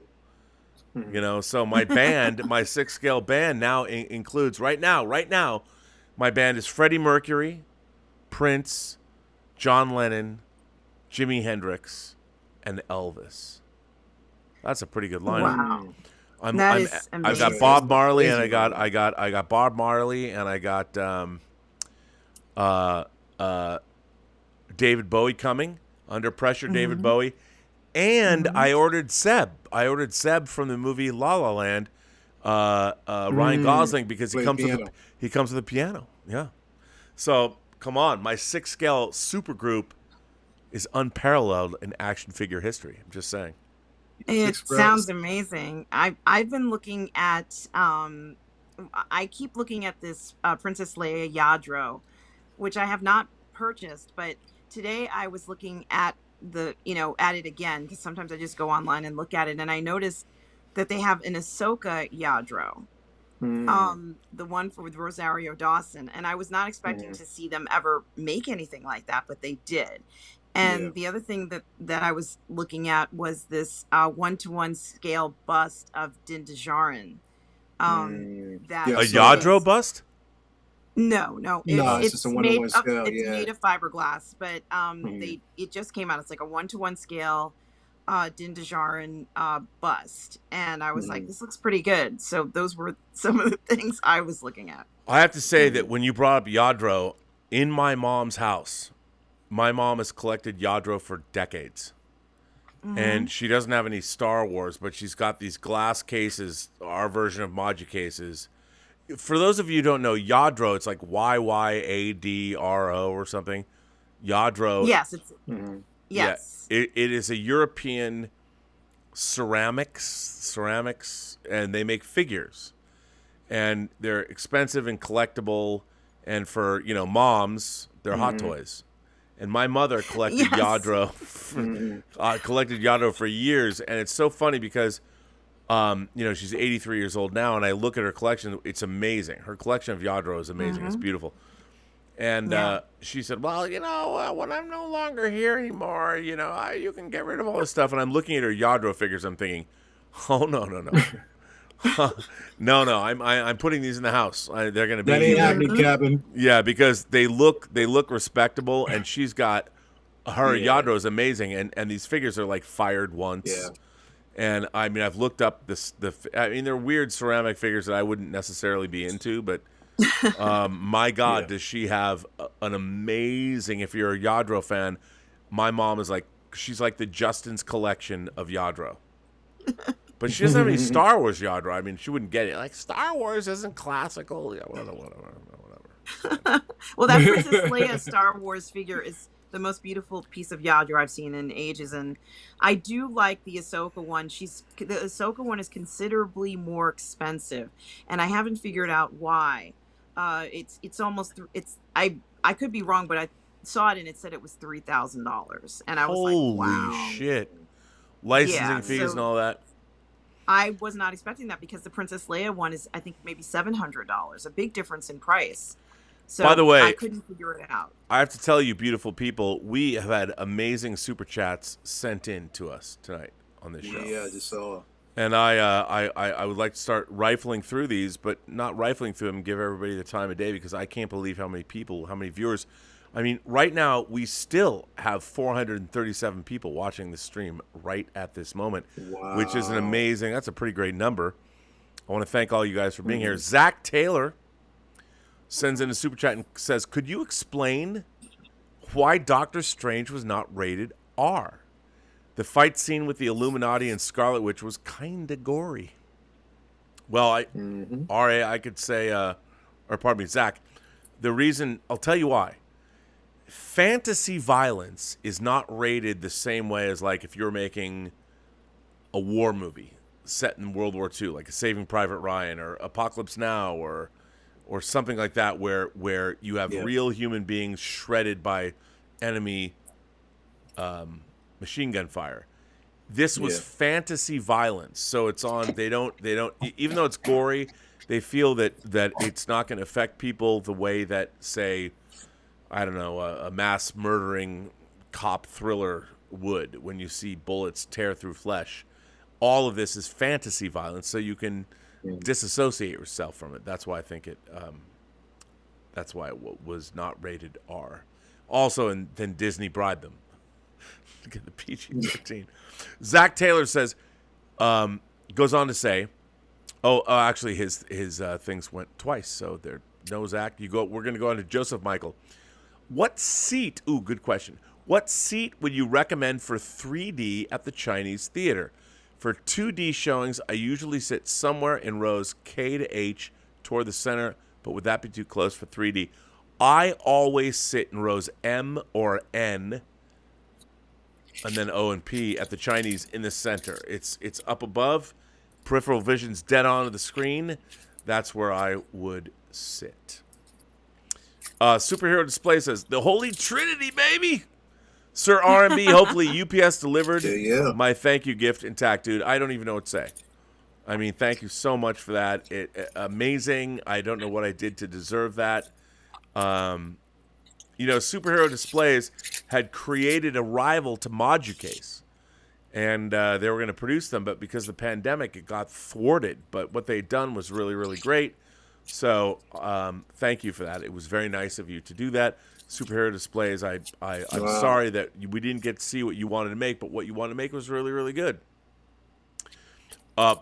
Bert with 3 super chats. How do you get Star Wars Celebration tickets? Well, I don't know. I've never bought them. And Lael, how do you get Star Wars Celebration tickets? You go to the Star Wars Celebration website, where they do have tickets available for some of the days that are not sold out. And for sold out days, you can go to the Light Ticket Exchange, which is also on the website, and try to get tickets from someone who's trying to sell tickets that cannot go to Star Wars Celebration. So that's how you get tickets.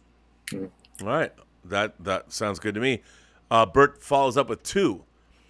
Celebrated my birthday today by going to Free Comic Book Day. Rock on. Happy John birthday. Schnepp will be Me proud too. of you.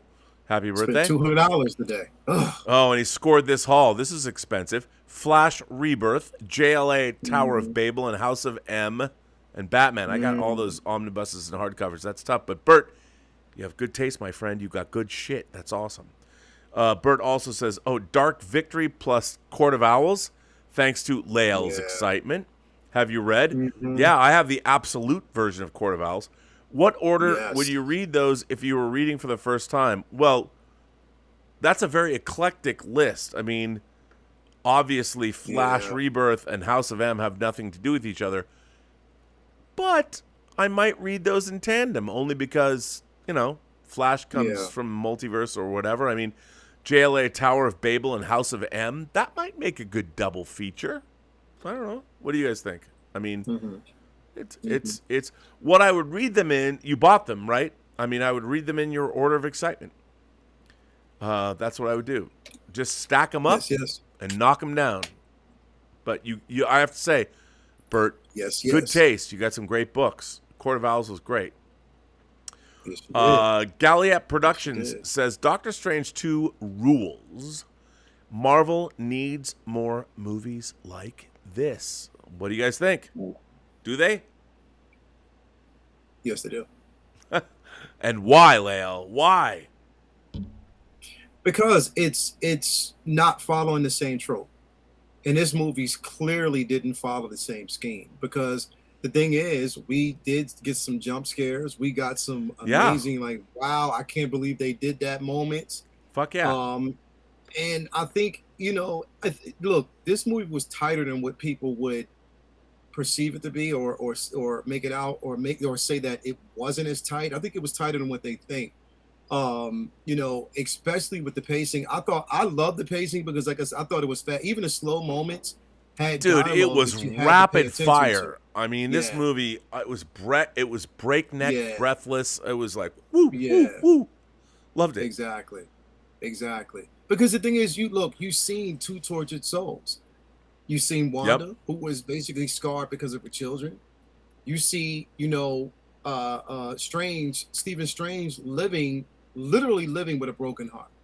Because he cannot have, and knowing that in each universe, each in the multiverse, each version of himself loses the woman he loves. He got blipped. It wasn't his fault. It was like I got blipped for 5 fucking years. Yeah. And then my wife to be is marrying a man that's a fan of mine. Mm-hmm. That's rough, dude. That's rough, man. That's hard to take. Mm-hmm. Yeah. But you're right. I mean, and here's the thing. On one hand, everyone loves modern Star Trek because it always talks about feelings. But I would say one of the things that makes the MCU unique is that, like all great fantasy cinema, they always deal with people's feelings, but in a very brief way, where it doesn't overpower the narrative. And they did some great stuff. I mean, clearly Doctor Strange is upset that he's not marrying the love of his life because he got blipped. And he got, during the blip, 5 years of blippage got him cock-blocked, and Rachel McAdams getting married to a very strappingly handsome man. So, hey, who's a fan of Doctor Strange? How can you not like him? He's not a villain. He's not some smarmy douche. Yeah, exactly. And but I like that they didn't belabor the point. Let me tell you how depressed I am. I've lost the love of my life. Sam Raimi sold it with his camera moves and stuff. So you don't. Yeah. It was really well done, I thought. Mm-hmm. Yeah, I loved it. I listen. I'm just biased, I guess, but I just love this film. I loved it. I mean, I loved it from beginning to end. I think I have an infinite love for it because, again, Strange Tales, Doctor Strange's first entry into the Marvel Universe, or actually into Marvel Comics, was the first official book that I collected, either comic book that I collected. Yeah. So I already have an attachment to Doctor Strange, you know what I mean, and his story. Even though, through the books themselves, his power lately has been nerfed. Right now, I'm reading The Death of Doctor Strange, which is a great book. You want to actually go out and get that as well, because, again, you'll see where the connection between him and Clea are, and where his story ends, and where her story somewhat is beginning in a different way. So you want to actually check that out. But I love this film. It was a surprise for me because I had no idea that Charlize Theron was going to be in this film. Right. None. Sure. And for her playing, here's the thing, her playing Clea is perfect. And the reason why I say that is, as much as people don't like or didn't like, what was it, Snow White and the Huntsman? Yeah. Her character in that film was phenomenal. Oh, Charlize Theron's amazing. Furiosa's, by the way, she was amazing. I just have to say, I've been drinking a lot of zero sugar root beer, Virgil's. Wow. At first, I hated it. When I first put it in my mouth, I'm like, wow, this is swill. But you know what? After a full can, I'm like, I really enjoy this. Yeah, I don't know who makes this. like that now. I am not being paid to show it, but Virgil's Zero Sugar Root Beer. Pretty Do good. You like it now? Do you normally not drink 0-calorie drinks, Robert? Well, I do. I don't drink. I don't drink a lot of sugar. I love soda, but I love carbonation. I don't love sugar. Like I can't I know it's terrible for me, but I do love Diet Coke. I'm trying to wean myself off of Diet Coke. But yeah, a lot of the stuff that's why I like Zevia. John got me onto Zevia, which I've got boxes of. It's a plant-based sweetener, and I love that. So, as I get older and closer to death, I feel I should be working out more and eating good food, which is good. Like tonight, my new neighborhood, I went and visited. I was like, I'll never be able to get sushi out here. I went to this hole-in-the-wall mini mall sushi restaurant. It was so good. And I was like, and I was, it was a husband and wife that had moved from Huntington Beach, and they'd started this place. I don't know how long it was there, but I told her, and they're clearly first-generation immigrants, and I said, hey, man, I just moved here. I've never come here. There's the first sushi place I've seen, and they were awesome. It was so good. Hey, Rob, so you want me to tell you a quick little fun fact of what Yes, my I mother do. told me? Yes, I do. I was conceived on Huntington Beach. Come get out of town. It's literally my dad took my mom to Huntington.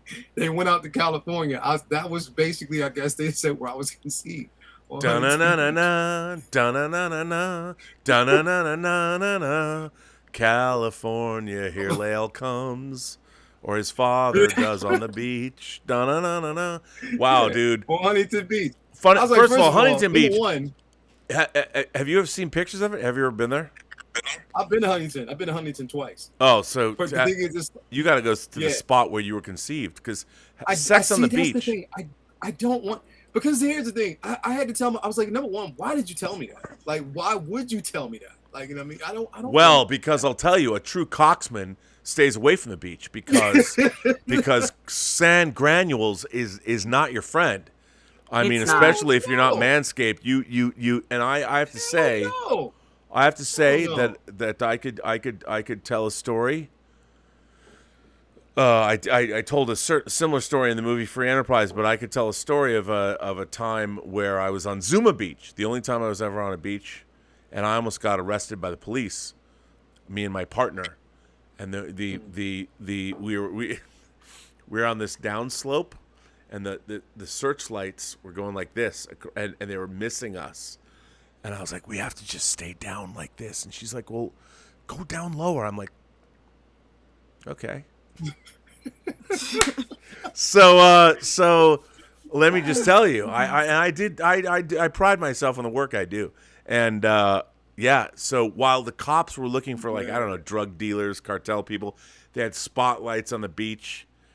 I spent, and this is the summer of 1989. When I was working on Leatherface, Texas Chainsaw Massacre 3, let me just say I did some of my best work under a certain doom. It was a great time. So your dad clearly knew what he was doing. I mean, sometimes beaches are magical, Lael. You exist because of Huntington Beach. Most people think it's a great place to surf. They got great break out there. They got great hotels out there. Your dad's like, you know what they got great out there? Sand. Yeah. Wow. I love that you were... Lael Rockwell was conceived. You know what I want to do? I'm going to make a sign. I'm going to make a sign. I'm totally going to do an episode of Robservations. I'm going to make a sign, and I'm just going to find a place. I'm going to drive down to Huntington, and I'm going to make a sign that says, Lael Rockwell was conceived right here, and I'm going to plant that sign on Huntington Beach. But don't worry. You'll see the pier in the background, and I'll, like, do magic hour. And I'll do a speeded up shot where I'll stay there for 2 hours, but I'll turn it into like 10 seconds where the sun just goes down and your sign is illuminated. Lael Rockwell was conceived right here. And you know what? I'm going to release it on Star Wars Celebration Weekend. Man. Man. It'll be great. And I'll like pan down. I'll pan down to like some, like where the sign goes. There'll be two little naked hot toys in the sand with a little. Come on, wouldn't that be great? No. I just. Better yet, when you're here for the Star Wars celebration, before we come here to do a show, we should stop in Huntington Beach and go to the beach, and we're going to just pick a spot. We're going to have you pick a spot and like, my dad made love to my mom and made me right over there. I don't even know why I just told you that. You know what? It's going to be comedy fodder for me for weeks. Probably shouldn't have, because I'm not going to let it go. I know you're not. Not going to let it go. Not. I'm going to Huntington my Beach. God. Yeah.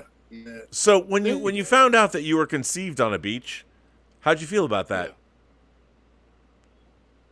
Well, it was my mom, my dad. I don't know how to feel about it. I'm like, yo, why would you tell me that? Like, that's just certain things you just to yourself. You just tell me that. Look, why don't you just say you enjoy the beach, you love California, and just leave it at that.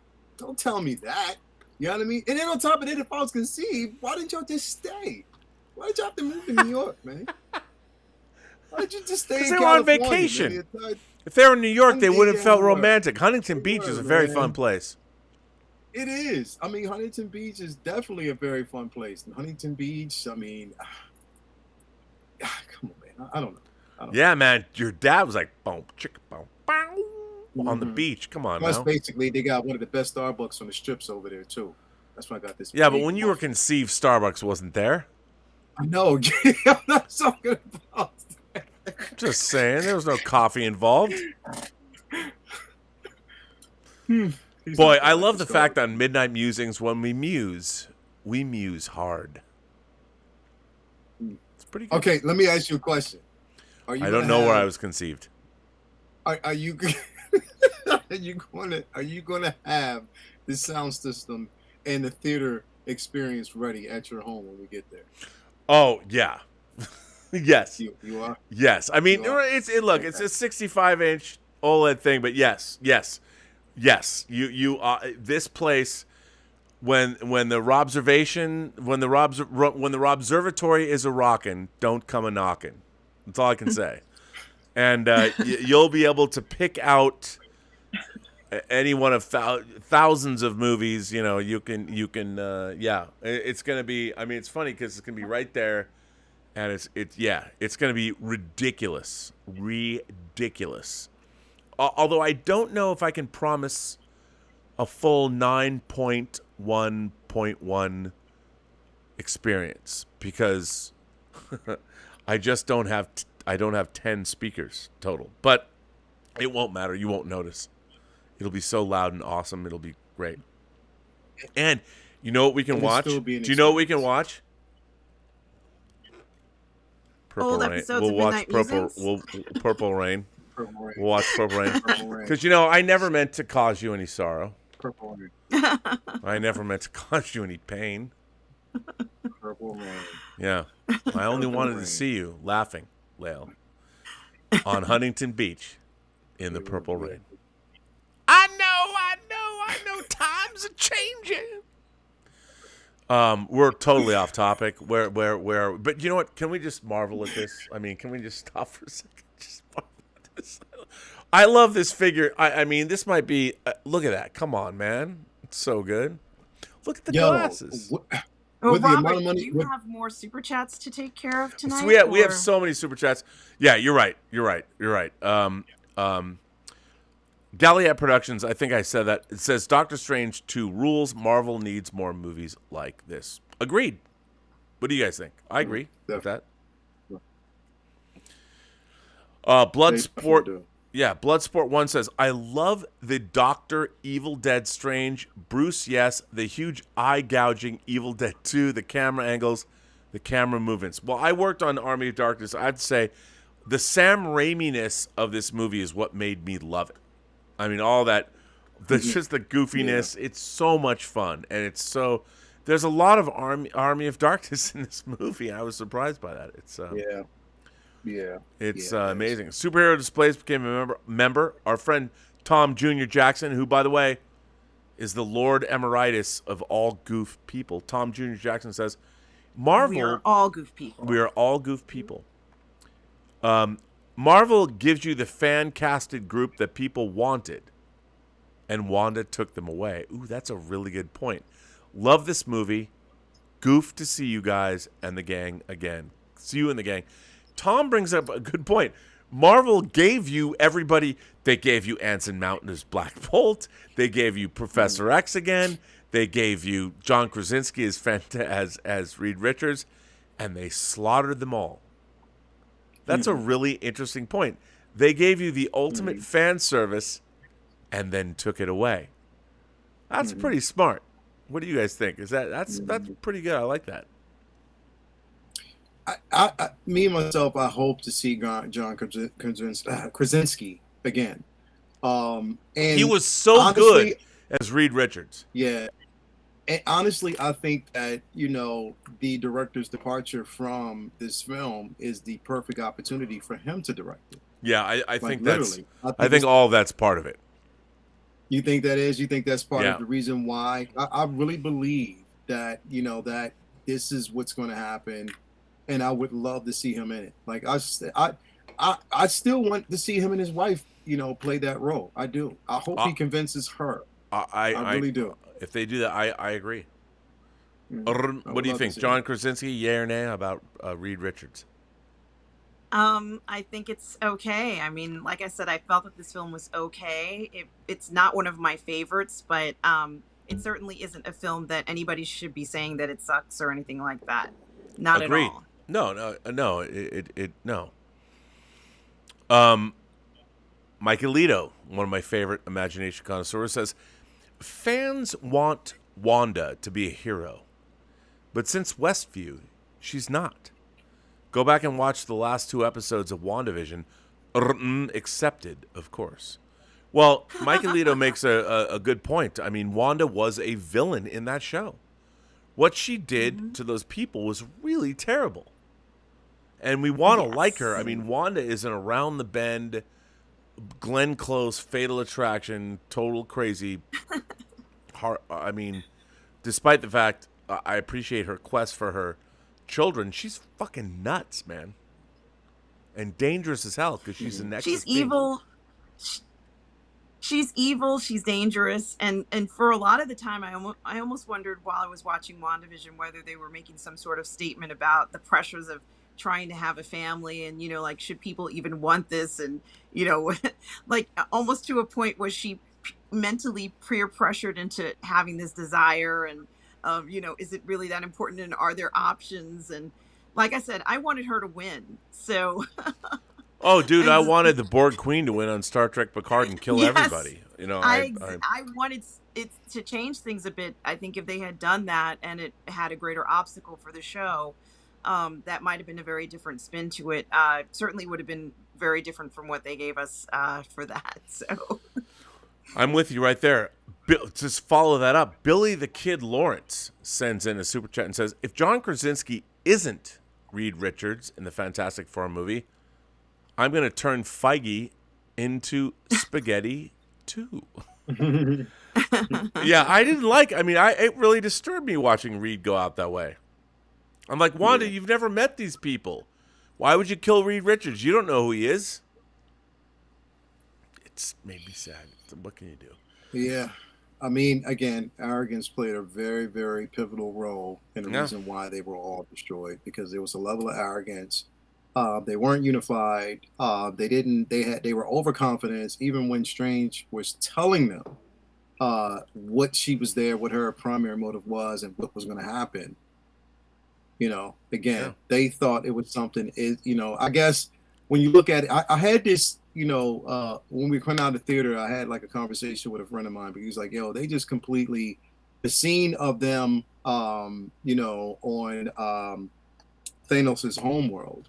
On Titan. And where based on Titan, where you actually can see, them destroying Thanos, where they completely changed and retconned everything that happened in Infinity War. And, one of them, I was like, well, no, they actually didn't, because that was one of the many things that he saw that he didn't choose because it didn't fit the narrative.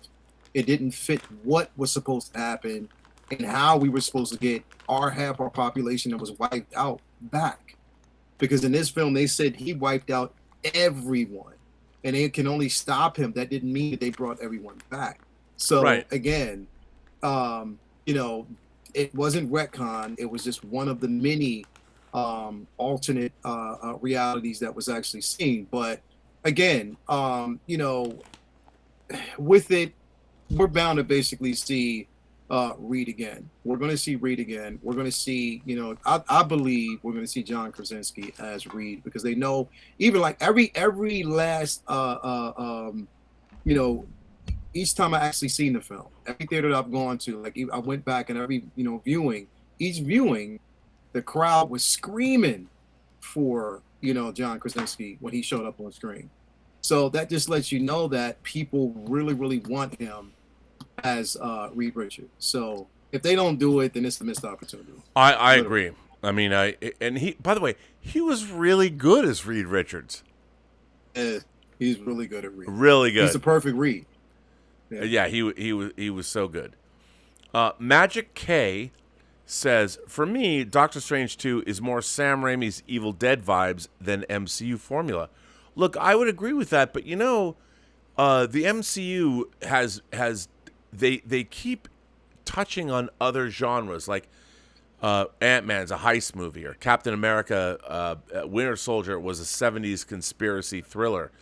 And it's about time they did horror, and they went and got Raimi. And remember, Kevin Feige worked with Raimi on Spider-Man 2 20 years ago. So I love the fact that he was hired. They made the film, and they collaborated, and it was fun.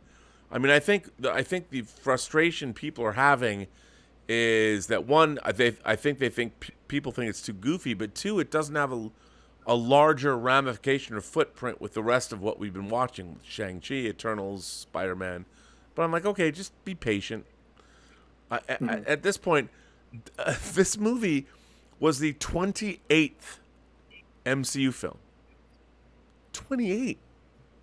Mm-hmm. If you had asked my young self, who in 2000, like, bruh, do you know that in the aughts, like, Marvel is gonna make an Iron Man movie that will lead to a Thor movie that will lead to a Captain America movie, dude, and they're gonna totally do an Avengers film, I would have been like, bruh, you've smoked a little too much.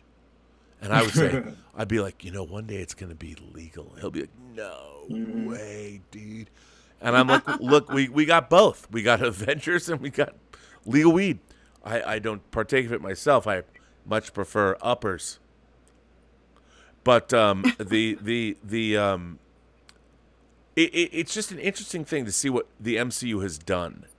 It's unprecedented in Hollywood history. The money the films have raked in.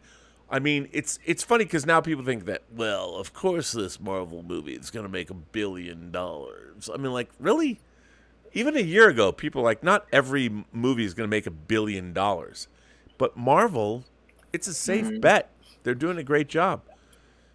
The question that I have, let me ask you. I mean, Magic K talks about Sam Raimi, you know, bringing the Evil Dead to the MCU, and he clearly does because that's his style. He's worked for Disney, but the real question is, you know, and I am obsessed with verisimilitude. I'm obsessed with the quality of being real, and I think the MCU does a really good job of making sure that we always know, even with Eternals, that these characters are grounded. They live in Earth, or live on Earth. And how important do you think it is to make audiences believe in these characters? Do they have to love them?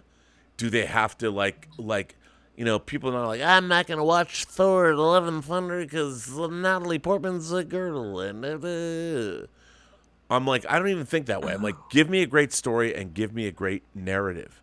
That's all I want. What do you guys think? Yeah. I mean, is Well, it? first of all, anybody who pushes, no, go ahead.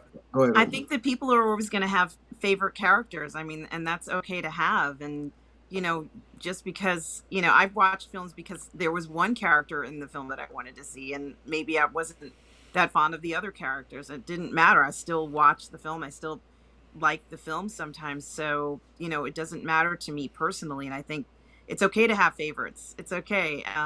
Enjoy them. Enjoy your favorites. And you don't have to like, every character to still enjoy it. Yeah. That's true. Look, I thought what Sam Raimi did, Kevin Feige is smart. He finds all kinds of different directors with different styles, brings them in on the projects they most could be useful for, and lets them run amok. I think that's great leadership. I think it's really good. I think that's the way we get great movies, and I hope it continues. Mm-hmm. Billy the Kid Lawrence sends in a super chat and says, "Them. Agents of S.H.I.E.L.D. isn't canon. The Darkhold looks different in WandaVision. Me. There are copies. Them. No, there aren't. Wong.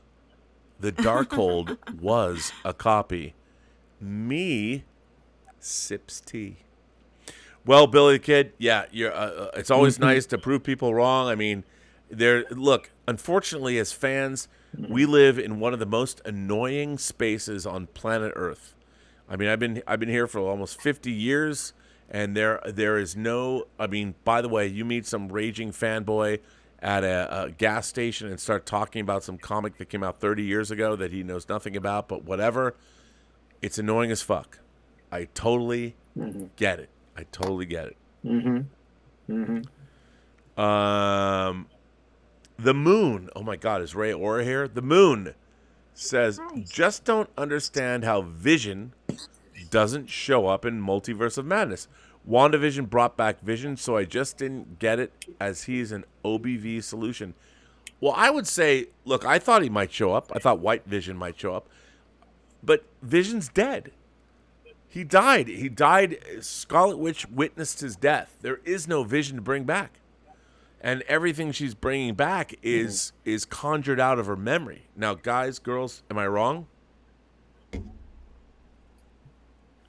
I think basically with White Vision, would it have been, I think conceptually it probably would have been decent, but I think that ideally, and if you're going with the narrative, not right now. Right now. Because here's the thing is because, number one, she's still a bit reckless. And put it this way. The last time she saw that version of Vision, it was trying to kill her. Yeah. Mm-hmm. She didn't see the exchange between Vision and that copy of Vision. She didn't see the exchange. She doesn't know that the memories and everything else resurfaced in that version. So if that White Vision would have actually showed up, what would have been his purpose? His purpose right now is to figure out who he is at the moment. He would have showed up in front of her. She would have obliterated him right off the bat. Yeah. Because she doesn't know that the Vision that she knows, that she cared for, unlocked those memories and allowed him to see who he really is. So, yeah, I don't think that would have been a good fit, and they would have had to tell the story the right way to make it make sense, because there would have had to been some type of an exchange in between the both. No, for sure. No, absolutely. A great answer, by the way. There's so many super chats. You guys are so generous. Thank you. Ryan Gilliam says, "What if Doctor Strange and American Chavez accidentally landed in Hogwarts and teamed up with the wizards to stop Scarlet Witch?" That'd be dope. I'd say, but they're still going to get their asses kicked because they're kids and they think the world doesn't revolve around, or the world revolves around them. Once one of them dies, they'll all flee. Just saying. But you know what? I'd love to see the battle. Superhero Display sends in a tip and says, "I'm going to say it. I personally think that so far, Moon Knight is the best MCU outside of Iron Man 1 and any Avengers. What say you, Knights?" Hey, get it? Knights. Well, okay, Superhero Displays. Look, the funny thing about comparing and contrasting is it's not like the Moon Knight series was trying to be something that it wasn't. It leaned into what it was. Whether you liked it, whether people liked it, that's a different thing. but I don't think you can play politics with the P-51 Mustang. You know, I mean, it was what it was supposed to be, I think. I mean, Moon Knight, I like Moon Knight. It wasn't my Moon Knight. What did you guys think of Moon Knight? I don't even know. Lael, what did you think of it?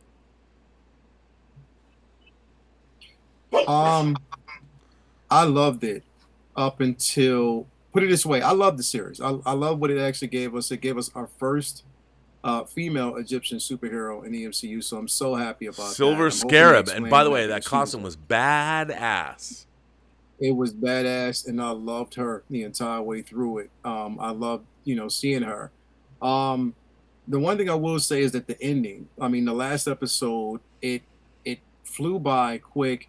It could have been a bit longer, and I think here's the thing is, like, with the MCU, especially with the MCU streaming services, the streaming series, they always rush the final episode. It's always feels rushed. Every episode that I've seen in every one of these shows is rushed, and I'm like, when are you going to realize that 6 episodes is not a good way to tell these stories? It's too short. I agree. It's too short. 100%. It's like really, really too short because you're trying to squeeze everything into one episode. Like, we should have got Jake Lockley a long time ago. Like, literally, we got appearances from him, but we didn't get. I mean, come on, man. Like, that's the only thing that I did not like about this last episode. People don't even know who that is. I mean, unless you've read Marvel Comics, Moon Knight. Moon Knight's now 48 years old, introduced in 1975. It's like, come on, man. Yeah, give me something people know. That I love the fight choreography. I love the exchange between between Mark and Steven. Like, just mainly, Steven is Mr. Knight. Mark is Moon Knight, the exchange back and forth, the fighting style, Steven now realizing who he is. It was incredible. I love that. I cannot wait for Hot Toys to release a Mr. Knight, because I will definitely get that. But yeah, and Hot Toys, you need to do a Red Scarab. You really need to do a Red Scarab, man. A Scarlet Scarab. You need to do that right now. Yeah, 100%. You need with to those do that wings. right now. So we good. need that. But maybe they will. But I loved it. I don't know. Hopefully, I don't know if they will or not. But I loved it. I loved the entire season up until the last episode. I just thought that the last episode was it was a tad bit rushed. It was squeezed in. Like, I don't think that I don't know. Hopefully, I know. Hopefully we get another season. Well, we don't know. But if we don't get another season, at least give us a film. Give us a movie. You know what I mean? Well, they say they're Please doing do that, something. so Let's go. Give us something. let's go. Let's see. The next one is Superhero Displays. Says, I'm gonna say it. I personally think that so far Moon Knight is the best MCU series outside of Iron Man 1. Yes, you read that one. And Avengers. What say you, Knights? Hey, get it, Knights? Oh, I read that already, didn't I? You did, yes. Yes, you did. Well, they're duplicating these. There's a couple of things that have duplicated this, but anyway. But sometimes that does happen. Yeah, it's weird. So, okay, well, I appreciate that. We talked about that. Martino Simoni, who is one of the great patron saints of this channel, says, I programmed the alarm clock just to send this. By the way, a very generous super chat, sir. Thank you. Martino, by the way, bought me and Az the Playmobil Enterprises, which is going to be, it comes with a hanging device. I'm going to hang it right above me. You'll see it when you guys come. It lights up. It's amazing. It's 6 a.m. here. I'm now going back to bed. Hello, good friends. Martino, you just set a timer to send us a super chat. Well, I wish there was more of you, sir. Thank you so much. Martino's great.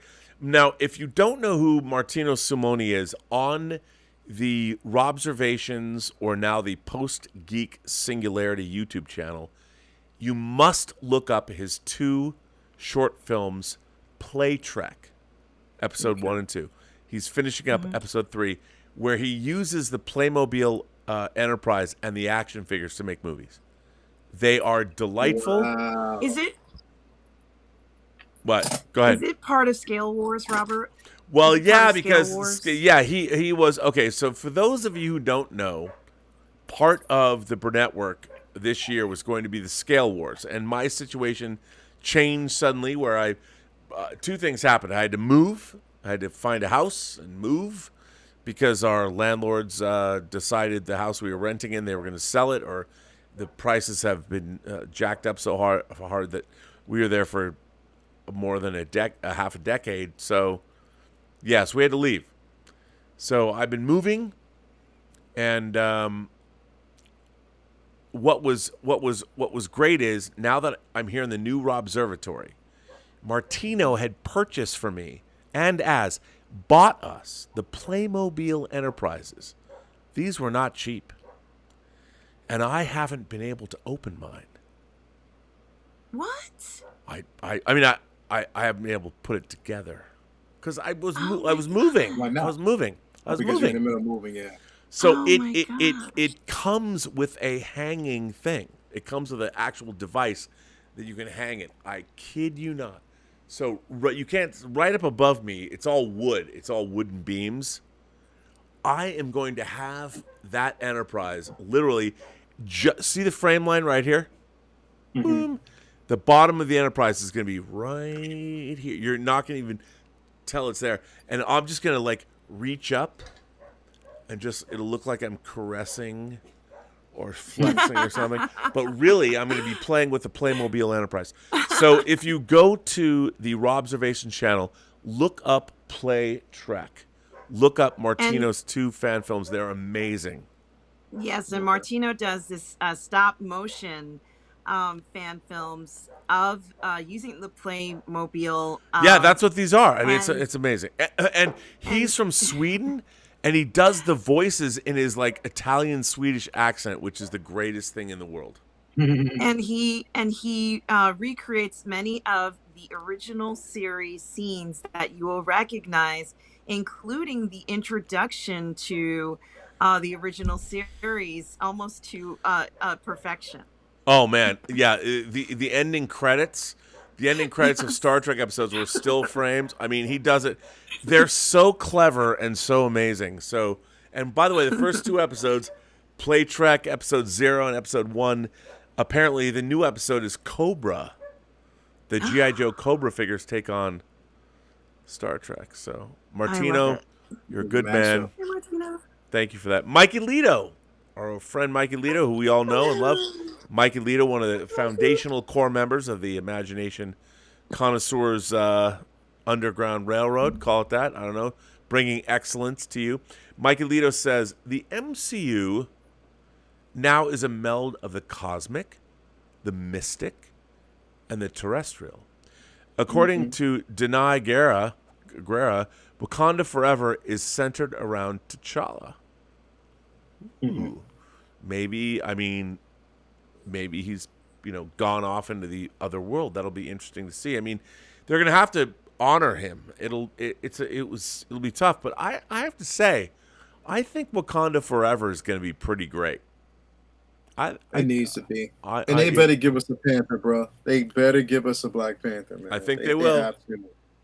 They have to. They're going to give us 2 ways they can do it. They're going to give us 2. Before I say anything, I'm going to wait and see what's going to happen. So I can't wait. It's true. It's good. Superhero Display says, I'm so glad everything arrived intact. I directed Rob to a three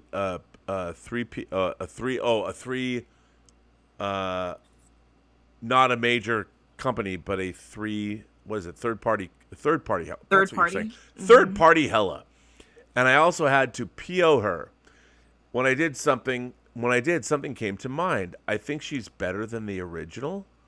And also lately it seems that all third parties, at least face-wise, seem to be. What do you all think? Well, dude, third party figures are crushing it. I mean, they're crushing it because Oh, go ahead. What are you going to say? I have a ton of third-party figures. I love them. I think they're great. They offer accessories and clothing different from A lot of other, I guess, companies like Hot Toys and Sideshow, which are not third party, even the third party unlicensed. I also purchase from. I think they're great. I think they have a lot of alternatives. They make figures that other people are not making, or in a configuration that other companies are not making, and I don't see them going away anytime soon. And they're significantly less expensive than some of the major brands. It is true that the quality may not be the same, but I still love these figures, and I don't regret purchasing them. I'm very glad I made them part of my collection. I'm with you. What do you think, Lael? I mean, we buy third-party figures. There's look, those third-party Kingdom Come figures, the Shazam and Superman. Yeah. Come on, dude. Yeah. I mean, I already know I'm a third-party advocate. Me too. I love third-party figures.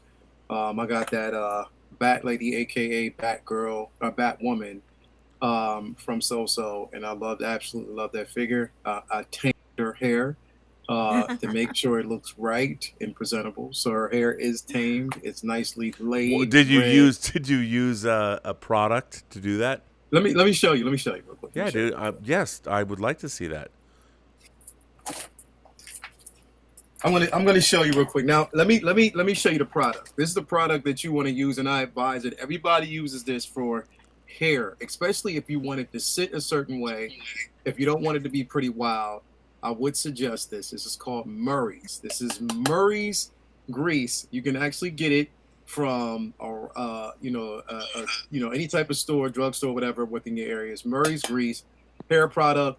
You lay it on your hair. You only need a little bit, and it helps to lay. But when it comes to the figure herself, again, because anybody who knows it, the rooted hair that came with this figure was almost unbearable, but I got it to work. So every now and then I pull it out, and I'm like, you know what? I'll make sure that she looks good and she's presentable, and I can honestly say she looks really good, and her hair is right. So if you can see her, that's how she looks. That's pretty dope. I mean, I had no interest in getting that figure, but seeing the figure, I mean, I love So Toys. I think the last figure I got from them was Rorschach from Watchmen.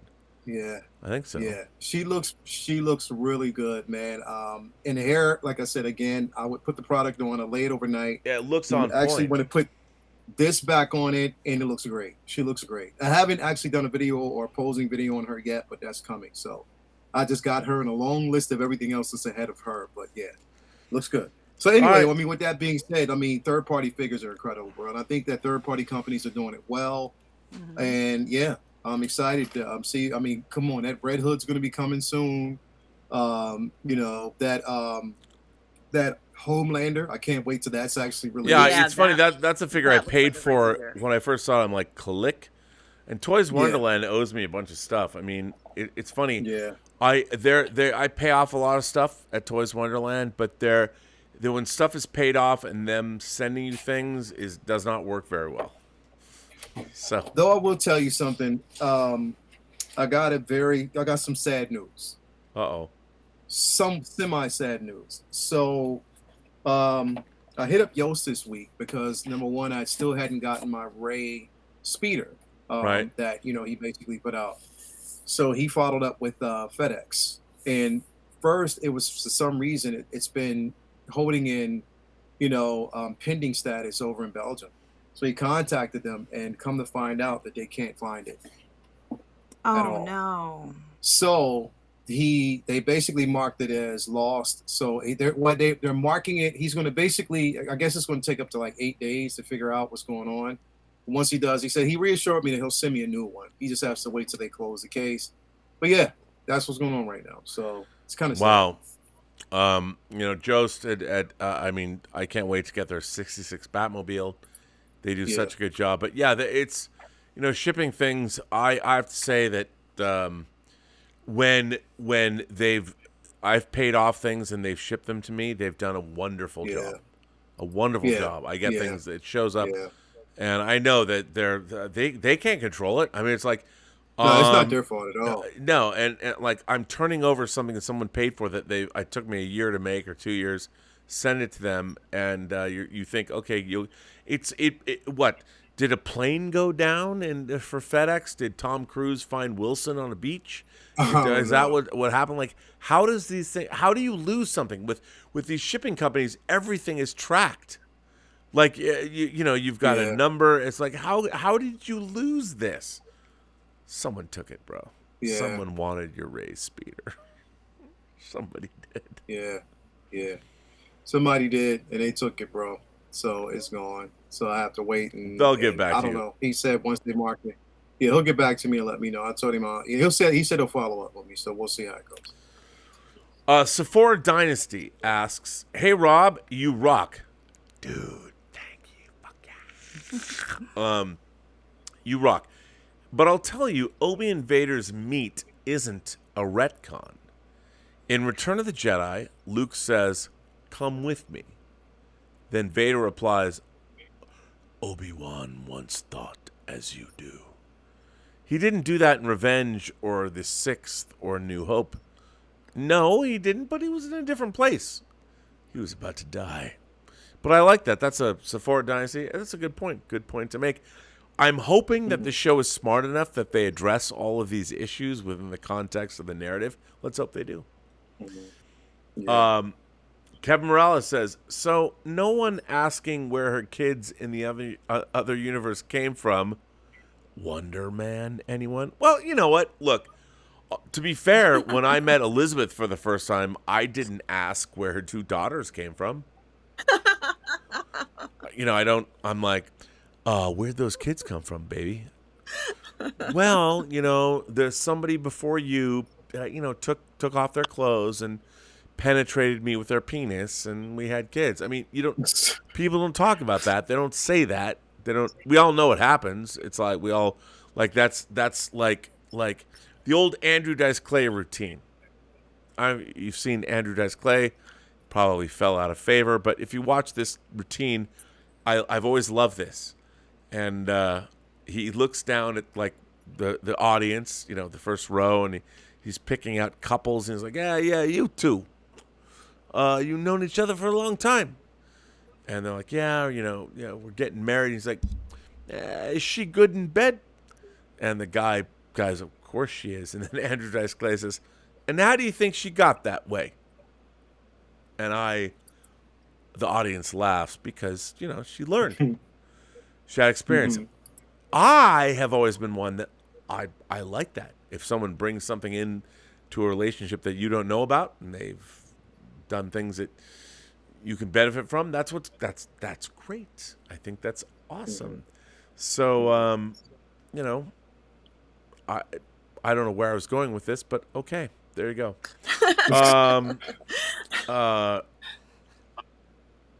So RRTNZ says, hail Rob and team, Doctor Estranged and the messy verse of mehness, pretty lights and pointless member berries and sheer nonsense. Future of the MCU, get better writers or become a superhero version of Bay's Transformers.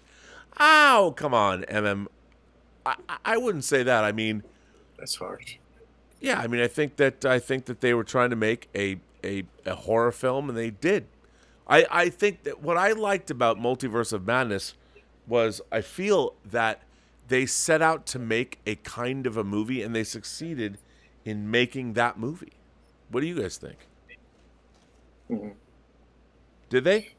Yeah, I think they did. I mean, the thing is, I mean, again, I'll just say to each their own. I mean, I thoroughly enjoyed the movie. I don't know why, it's getting a lot of flack for. I mean, but again, I mean, people see it totally different, and I value people's opinions. Me too. Which is cool. But I just don't think it was as horrible as people are making it out to be. But it's not. I mean, it's wildly entertaining. If for nothing else, it's wildly entertaining. It's so watchable. Yeah. There's so much verve and wit and Sturm and Drang on display that you gotta love it. Yeah, you do.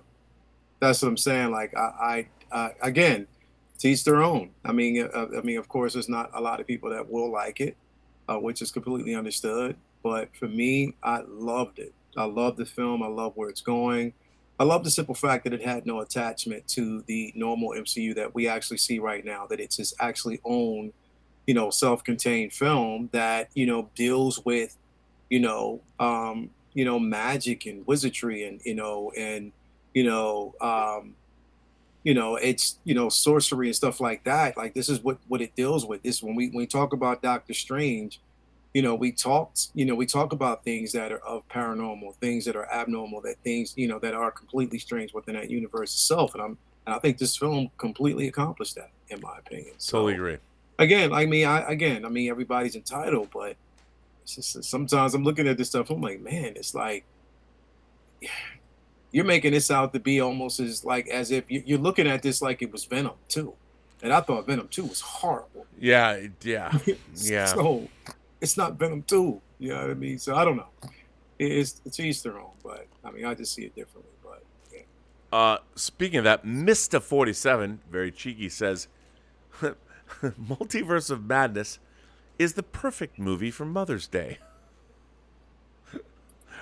You know what? I can't. You know what? Well done, sir. Agree. Well done, Mr. 47. You ain't wrong. I still wanted her to win. That's how I'm going to put it that way. For all those mothers out there, get yours. Get some. Yeah, I've been thinking about that since junior high school. Get some. I know what you mean, though. I know what you mean. But Mr. 47, very astute, very funny. Glenn Mark, our old friend Glenn Mark, sends in a super chat and says, to introduce Reed Richards and decimate him like that was not the way I wanted our first glimpse of the MCU's Fantastic Four to go. I'm not impressed. Glenn Mark, that's a good point. The thing about the Illuminati is it lets you for 5 minutes introduce all these actors and characters, and everyone's like, for me, I'm like, oh my God, it's so amazing. Oh my God, I can't believe. But when you stop and think about it, I mean, it's the ultimate ridiculous fan service moment where they just, look who's in this movie, and they're all dead now. So they were happy to use us for speculation and hype. But when it comes right down to it, they're like, fuck off, we don't care.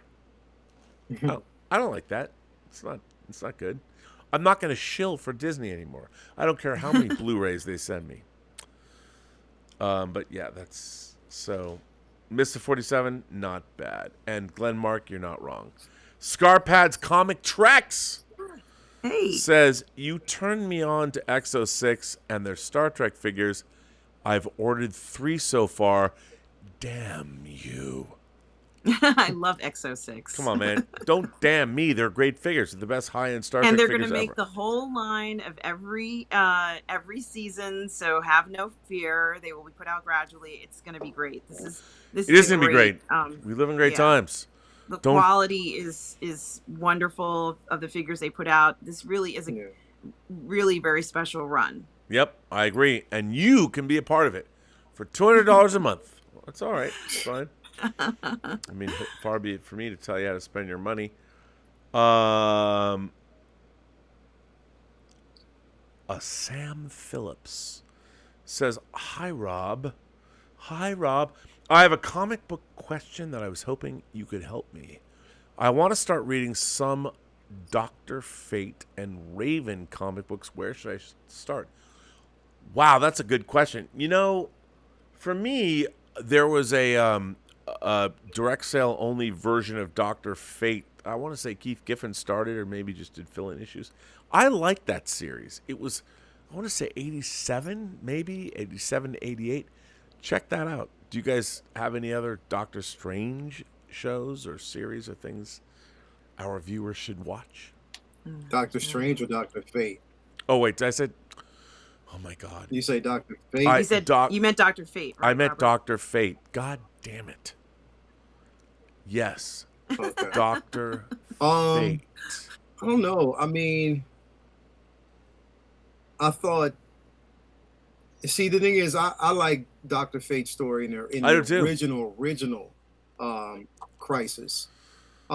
He's great. And how important, how pivotal he was in that Crisis. So I would actually go back and read the Crisis run, the original Crisis run. You probably won't be able to you could probably still get your hands on a copy of it. But if not, you can just go digital and just read the story there. Yep. Everything even before Crisis. And because what he is, Dr. Fate is See, I know. living Same thing. Dr. Fate. He's like a living avatar, a host. Like anybody who actually, inherits it, it's like they're a host of that ability, that power. So there's a lot to kind of read back issues with that story. I mean, with that character. So yeah, I would actually go back a little bit before Crisis, the original Crisis. I would. So. No, I think that's very good advice. Let's see where Gage says, I think the red flash of light shows Wanda is still alive at the end when the castle falls on her. That's my theory. Doctor Doom will save her, and we will see Scarlet Witch and Doctor Doom F4. Professor X was an important part in the story, more than people think. Well, he'll be back. I agree. They'll all come back. It's the multiverse. But Gage, I think you're onto something. You definitely know what's up. So, you did good things. Chi-Town Rules 09 says, saw Multiverse of Madness in 35. A trailer of thrilling, bloody sword ran, and it made me think of your comparison of the film to early 80s Chinese fantasy films. Well, thank you. Yes, I mean, I think there's a lot of the wuxia genre in Doctor Strange and in Shang-Chi, and I was there for that. I like that. That's the Chinese martial arts action cinema that permeates their pop culture landscape. I love it. So, yes, I agree with you. I think that's right. Mikey Lito says, Lael, you're my dude. Good to see all of you again. What's up, bro? Yeah, come on, Lael, you're his dude. My Mikey Lito, when he says you're his dude, this is like you being anointed by the five families. You're part of the. My guy, he's an incredible dude. My guy, man. Yeah. Thank you. So. Gags. Oh, I already did that. I thought that. Chi-Town Rules. I've already done that. Tarek Dingle says, one of how many. I like Doctor Strange in the Multiverse of Madness, but I wanted to love it. Didn't live up to the madness in its name. And one of my other big issues with the film is the treatment of Captain of America Chavez. She's essentially a MacGuffin. She's relegated to screaming a whole bunch. I don't really know what she wants other than to control her powers, but there's another LGBTQIA plus element that gets shoved to the side with her moms.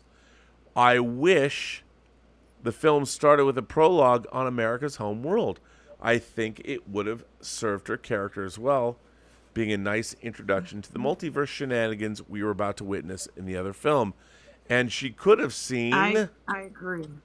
I do too. She could have seen more with her parents, which would have made us care for them a whole lot more, as well as actually delivering on being inclusive regarding LGBTQIA plus relationships within the MCU.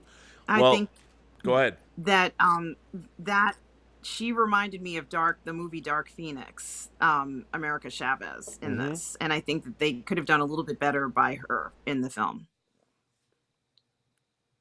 Yeah, I do agree that they should have showed a bit more of her homeworld.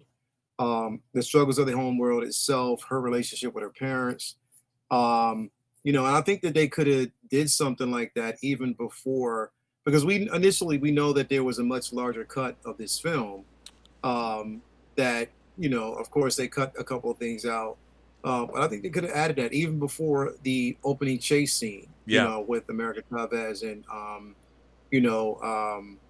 Protector Strange. It would have been something I thought that would have worked out and could have worked out. But yeah, I mean, I think, the thing is, she's a very important pivotal character. Like, I mean, it's not only just the simple fact that, she's, here or been introduced this way, but, even in the books, she plays a huge pivotal role with the Ultimates. If you've ever actually read that book with her, Captain Marvel, Blue Marvel, Black Panther, and then also Photon. So there's richness with the character, and she's a very important character if treated well. So I think we'll see her again, but I think we'll see her in a better light, hopefully. Yeah, if they're smart enough, they would as do it. the great answer, nicely done, sir. Like you were saying, I mean, for me to begin a movie like introducing America Chavez on our home world and seeing something happen, that's how you open a movie. I mean, I understand they have formulas and restructurings, but my God, that's the way to open a film. You do that right, and it could be great. And they should have, by the way. That's a great, and you agree. Stubble McShave, says, Stubble. when you've seen The Northman, it would be interesting to hear if you think it takes place in movie world or mundane world. Well, that's a good question. I mean, I'm always saying this. Well, I'm always saying this on the show. Like, I believe that Sam Raimi's Spider-Man movies, especially Spider-Man 2, as good as they are, when you're watching them, the way that they're lit, the colors, you don't believe it. You're watching a movie. You don't believe. But when you watch like The Godfather, that was just re-released in theaters, it's 50 years old, a brand new transfer. You believe that. You believe the Corleone family is real. You believe the 5 families are real. You believe all of it. And it's amazing for it. And nowadays, it's really hard for people to design that way. So... well, I mean, did you see The Northman, Robert? I haven't, but I interviewed the costume designer for Designing Hollywood, and she, I mean, she had lots of interesting things to say. It was a very difficult shoot, very hard to deal with. Well, I saw The Northman, Robert, and that film is I think it's like the movie of the year so far. It's spectacular. It's amazing, and I think that it must have been very difficult to pull it off. But they did, and there are so many elements of it, that I think absolutely embrace masculinity in a way that I haven't seen in a while, and I just think it really was culturally significant as well. You've got to see. We're all evil, Rita. We're all bad people. Men are the reason. I mean, not that men forged the human civilization, but we're all terrible. We're all terrible. I love it because of the way that men are portrayed in the film, and but it also has a very important statement to say about the culture of the Northmen. But I love to see men, displayed this way, especially since they're an important part of our society and an incredibly important part of the story. And, Listen to you. I'd like to see them portrayed this way. I'm on to you. Don't butter me up. I know what you're looking forward to. Come on now. Well, something, to be honest with you, Robert, Lorraine and I started to do our Toxic Male Appreciation show because we didn't like seeing men vilified. We were tired of this. And we felt that, especially in the fandom, that men's voices are important. We didn't want there to be this continuation of seeing it over and over again. And I was like, we got to do something. We got to stick up for the things that we love and the men that we love. And let's just do that. And so the Agreed. idea is that, we reject modernity, but we embrace the masculinity that's in the film. And, we're not, when I see a film like this that praises that displays the ardor and the strength, and just, I mean, overall, it was just such a spectacular vision and adaptation of something that I've never seen a film as good as this. And I think that people needed to see something like this because it had so much substance to it, but also people in general are going towards more nonfiction historical films, and they have a hunger to see this. And I'm hoping that this is going to be a trend of movies that we see going forward. I totally agree. I hope so too. Listen, I'm having a little bit of a problem with this Super Chat software. It's being a little wonky, and things are repeating, and craziness is happening. So it's the multiverse. It is. Madness. I mean, there's multiverse super chats, but Yes. I can't keep it straight. So I think I should wait, and I will return to them tomorrow. I don't know what's going on because I want to, But so, wrap this up. You guys, it's almost 3 a.m. where you are. I'm sitting here I'm at 11:40. I'm like, whatever. I could sunbathe now if I wanted to. Not that I would, but so why don't we bring the show to a close? And here's what I'll do. I'm gonna make a companion video tomorrow with the remaining super chats that are here, and I want to thank everybody for sending them in. I don't know because I'm seeing things duplicated and wonky. People's actual language is weird, so I don't understand why. But it's frustrating.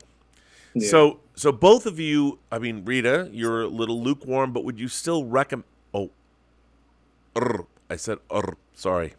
You said my name. It's okay. It's okay. I slip. I would recommend it. You would recommend it. I'm not saying, because I'm certainly not saying don't see this film. I'm focusing on that I wanted Wanda to win, and I wanted her to beat her in this one because we've seen her fail in the last one, and it felt like a continuation of her failure. And I'm like, no, she's really the most powerful person. Let her win, and then let them deal with that in the next film, how they have to defeat her maybe afterwards. I wanted her to win. I still want her to win. I hope if they bring her back, she does win. She's a great villain, and I like the fiendishness. I like the evilness of it. She's great. And there's people in the chat that have been saying she's not a good actress. I beg to differ. Oh my God, what? I mean, I think she's incredible. I remember she's playing a larger-than-life histrionic character, but if you've ever seen her other work, I think she's tremendous. I think she's really gifted. She's an amazing actress, man. I think so, she's too. An amazing actress. I have to say that when I watch Olsen, sometimes, like she's so beautiful, and she has this somewhat innocent face. And I'm like, come on, she's playing with us, right? But she isn't. I mean, she really is, there's more going on behind what you see from what they're showing you. Oh, yeah. And that certainly is something to think about because when one of the persons in the chat or super chat had said that I don't think that she's dead, we know by a long shot that she's maybe one of the most powerful beings in the universe. So, yeah, for sure. I'm hoping that we see her influence, not just after, let's say some of her main stories are told, but even her influence on America Chavez at this point, because she has been trying to draw her power.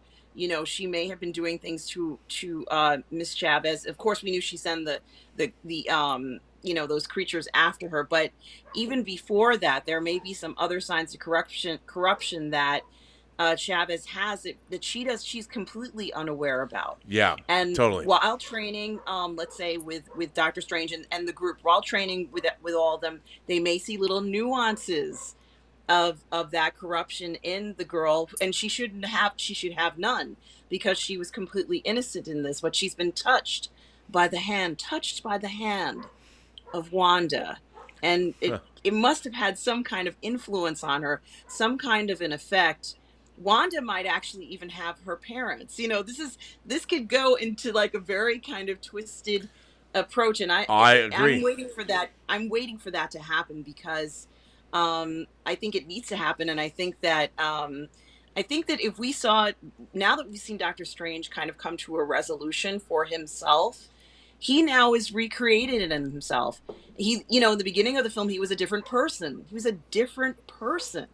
Yeah, and we have to realize what that means for him because we haven't seen what it's going to mean. We know what it means on paper. I know what it means on paper, but I have no idea what it means to him as let's say this new Doctor Strange. And I hope that if they do a Doctor Strange 3, they're going to focus on that effect on him because that's probably, in my opinion, the most significant thing in the movie because he can't go back after that, right? I agree. He's always going to be this new being, and he was handling a lot of other people's problems from day one, and now he's got this new thing in him, and I just don't know how he's going to handle that. I agree. Well put. Well done. Lael, do you agree? So I have a theory. Uh-oh. One of the shows that we're kind of missing right now that is coming and it's already been announced, is Agatha. So we know that basically we're going to get another Agatha, and I think that I we might agree. even see her. We might see her make an appearance on that show, asking Agatha for help, helping her understand who she is, who Yep. she really is. You know what I mean? Because last words from Agatha, you don't know what you've done. Like, you know what I mean? So again, I think that, we could see her, appear in that series. We know that she's not, I think basically that blip that we got, or that blur of red that we got, was her, vanishing to the different multiverses, destroying the Darkhold. Yep. Because, making sure that no one else ever uses it. And it's best that everybody believes that right now she is gone, because she needs to be out of sight for a minute. It's a space of atonement for her, for all the mistakes that she's made. I mean, Sure. come on, you slaughtered half of the Comitage. You damn near destroyed it. So there's a lot that's going on. But we know we're going to see her again. I think we'll probably see her in her own standalone film, as that has been teased. I agree. But again, Well, I yeah. recommend this. I recommend this film for anybody. Again, it's a wild ride. It's incredible. As far as her acting, I think she did a phenomenal job. I did too. I thought she was terrific. The she same was way Oscar phenomenal. Isaac jumping between Yeah. different personas was amazing. Yes, she did a phenomenal job. And to say she's not a good actress is a disservice to her as a person. She's incredible. I love her as an actress. I love her character, her portrayal of Scarlet Witch. I don't think anybody else could have played it any better. No. You know what I mean? And they gave it to her for a reason. So yes, I would recommend it. I can't wait to see her again. I know definitely that Hot Toy figure is going to be releasing. I'll have both of them because I love the Scarlet Witch. So yeah, I'm excited, man. I can't wait. I can't wait for the future of her character, where she's going. Well, listen, kids, it's almost 3 a.m. where you are. We got a few super chats left, which I'm going to get to. I'll do a companion video tomorrow. I don't want to keep you guys up all night long, so we'd be here all night long. You've been here for almost 3 hours. It's great to be streaming with you again. I have to ask, first and foremost, Lael, where can people find you on social media? Because you're everywhere, and your shows, I mean, you used to say that I was smooth, but I have to tell you, You still are. You still are the smoothest person on the planet. I think you, sir, You still are super smooth.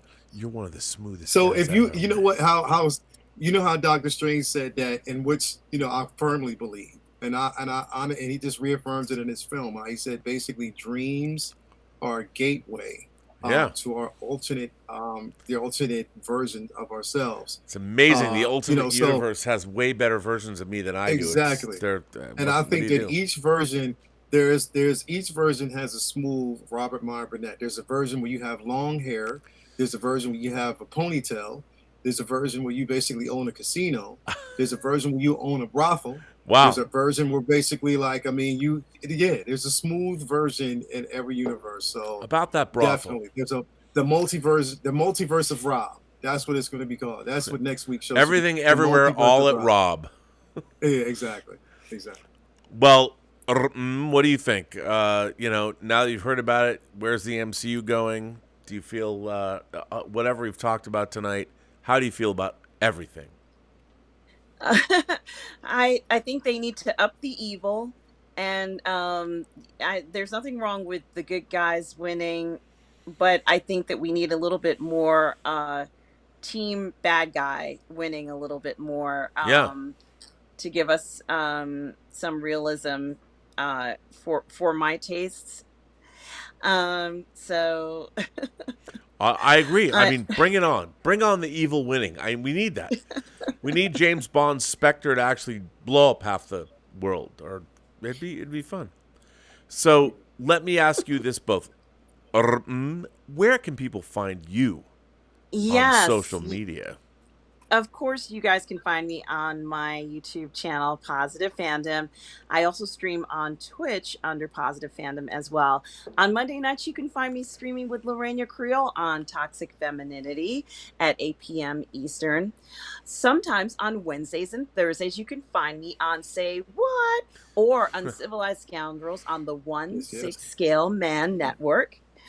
You can also find me streaming with Lorena Creole on our show Toxic Male Appreciation, where, as I've said before, we reject modernity and we embrace masculinity because we want all those guys, you guys out there, to know that we respect men and that we value you and your opinions are important. So that's why we do that show. On Fridays at 12 p.m.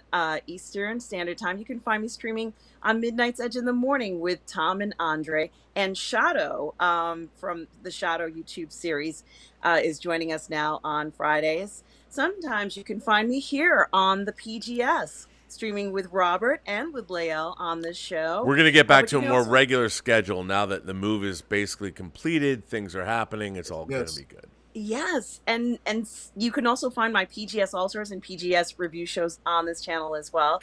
And on Sunday mornings, guys, Sunday at 10:30 a.m. Eastern Standard Time, you can find me on Positive Fandom for my live show, my Sunday brunch, where we do the parlay of all the cool stuff in the fandom. Please do join me at 10:30 a.m. Eastern Standard Time on Sunday, which is tomorrow, for that show. Hope to see you guys there. And that is where you can find me. Wow. Well, thank you for all that. Lael, I have to ask you the same question. Where can people find you online? Definitely, they can find me on the 1/6 Scale Man YouTube channel, on IG and Instagram as well, on Twitter as well. Sorry about that. But you can actually, tomorrow is going to be the Collectors International. Lounge International. Yeah, Collectors Lounge International at 12 o'clock. Well, we actually just have an impromptu discussion. There's no schedule. There's no, we don't have topics. We just go in deep. We don't schedule anything. It's all about collecting. It's all about, just having a discussion about what goes on in the collecting world, anything pop culture. So tune in for that. It's me, myself, Cam's Collection. We have also the Attention Seeking Geek, and also my man, Six Figure Focus. So definitely tune in for that. It's at 12 o'clock Eastern Time, 12 p.m. Eastern tomorrow.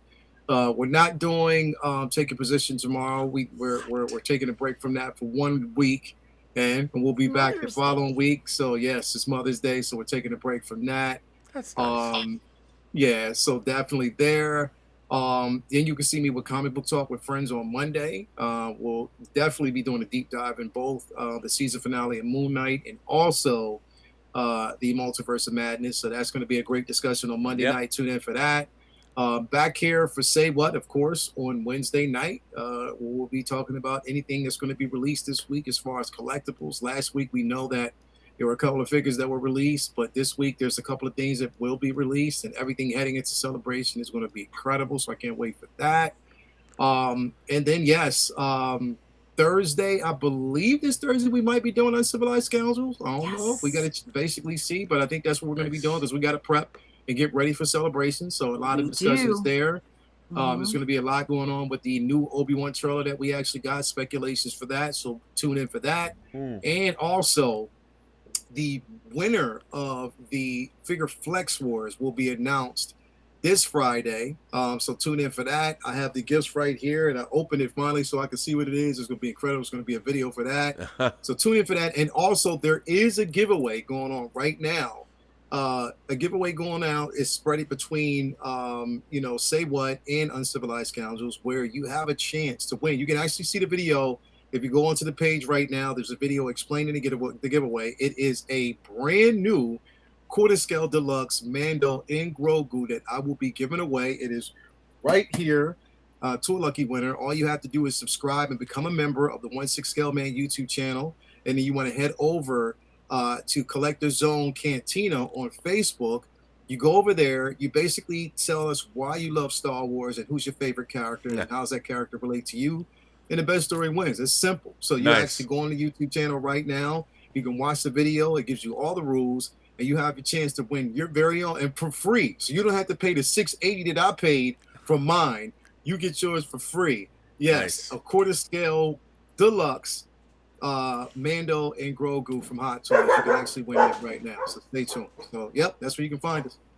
Love it. And here every either Friday night or Saturday night. right here. On the PGS network. I love that. And after, this weekend, we're getting back to regular scheduled programming. I did a Robservations Yes. earlier today. Did this. Yes. We're all coming back. It's all going to be good. Wow, I don't know what's Yes. happening, but the dogs are going crazy, Now, after that, I mean, a few people, I'll get to your super chats tomorrow.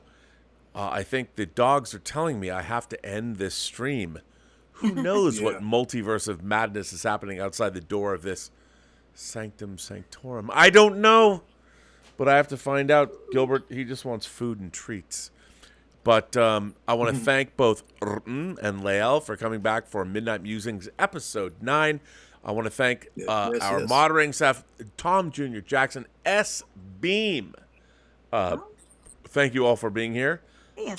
Let's see. I'm looking for other people. I think that might And be Tom it. Jr. Jackson had his first video on his YouTube channel this week as well. Oh, well, everybody should go subscribe.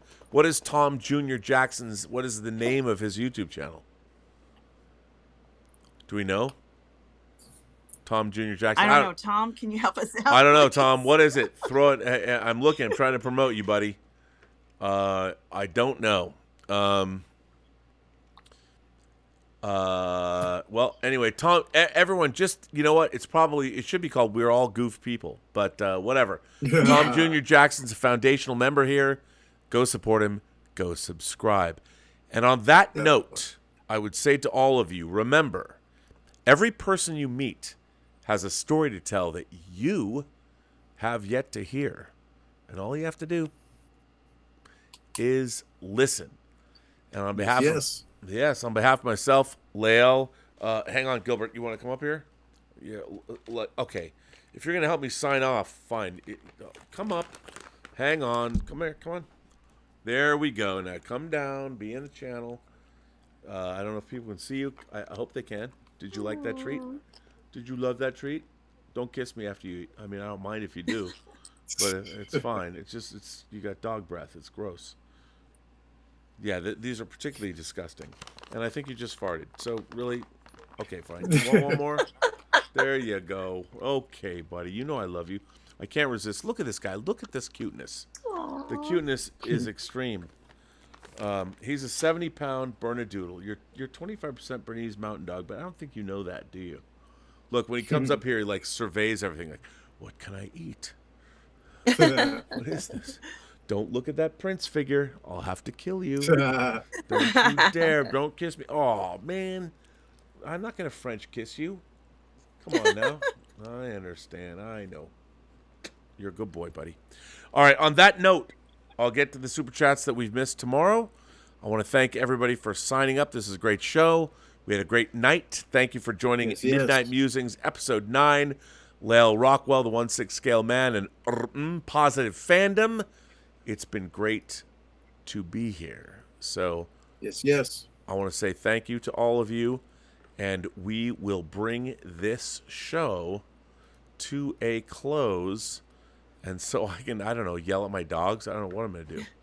But I'll figure out something. I'm actually trying to figure out where do I turn this show off. I can't do it.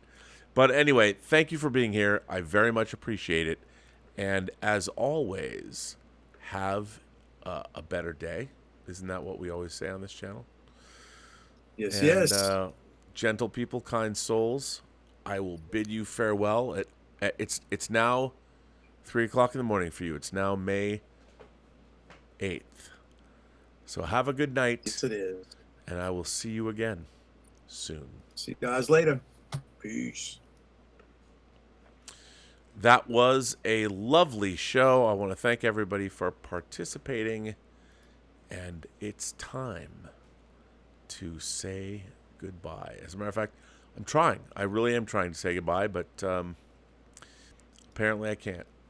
So, what do you want me to do? I'm just going to say good night.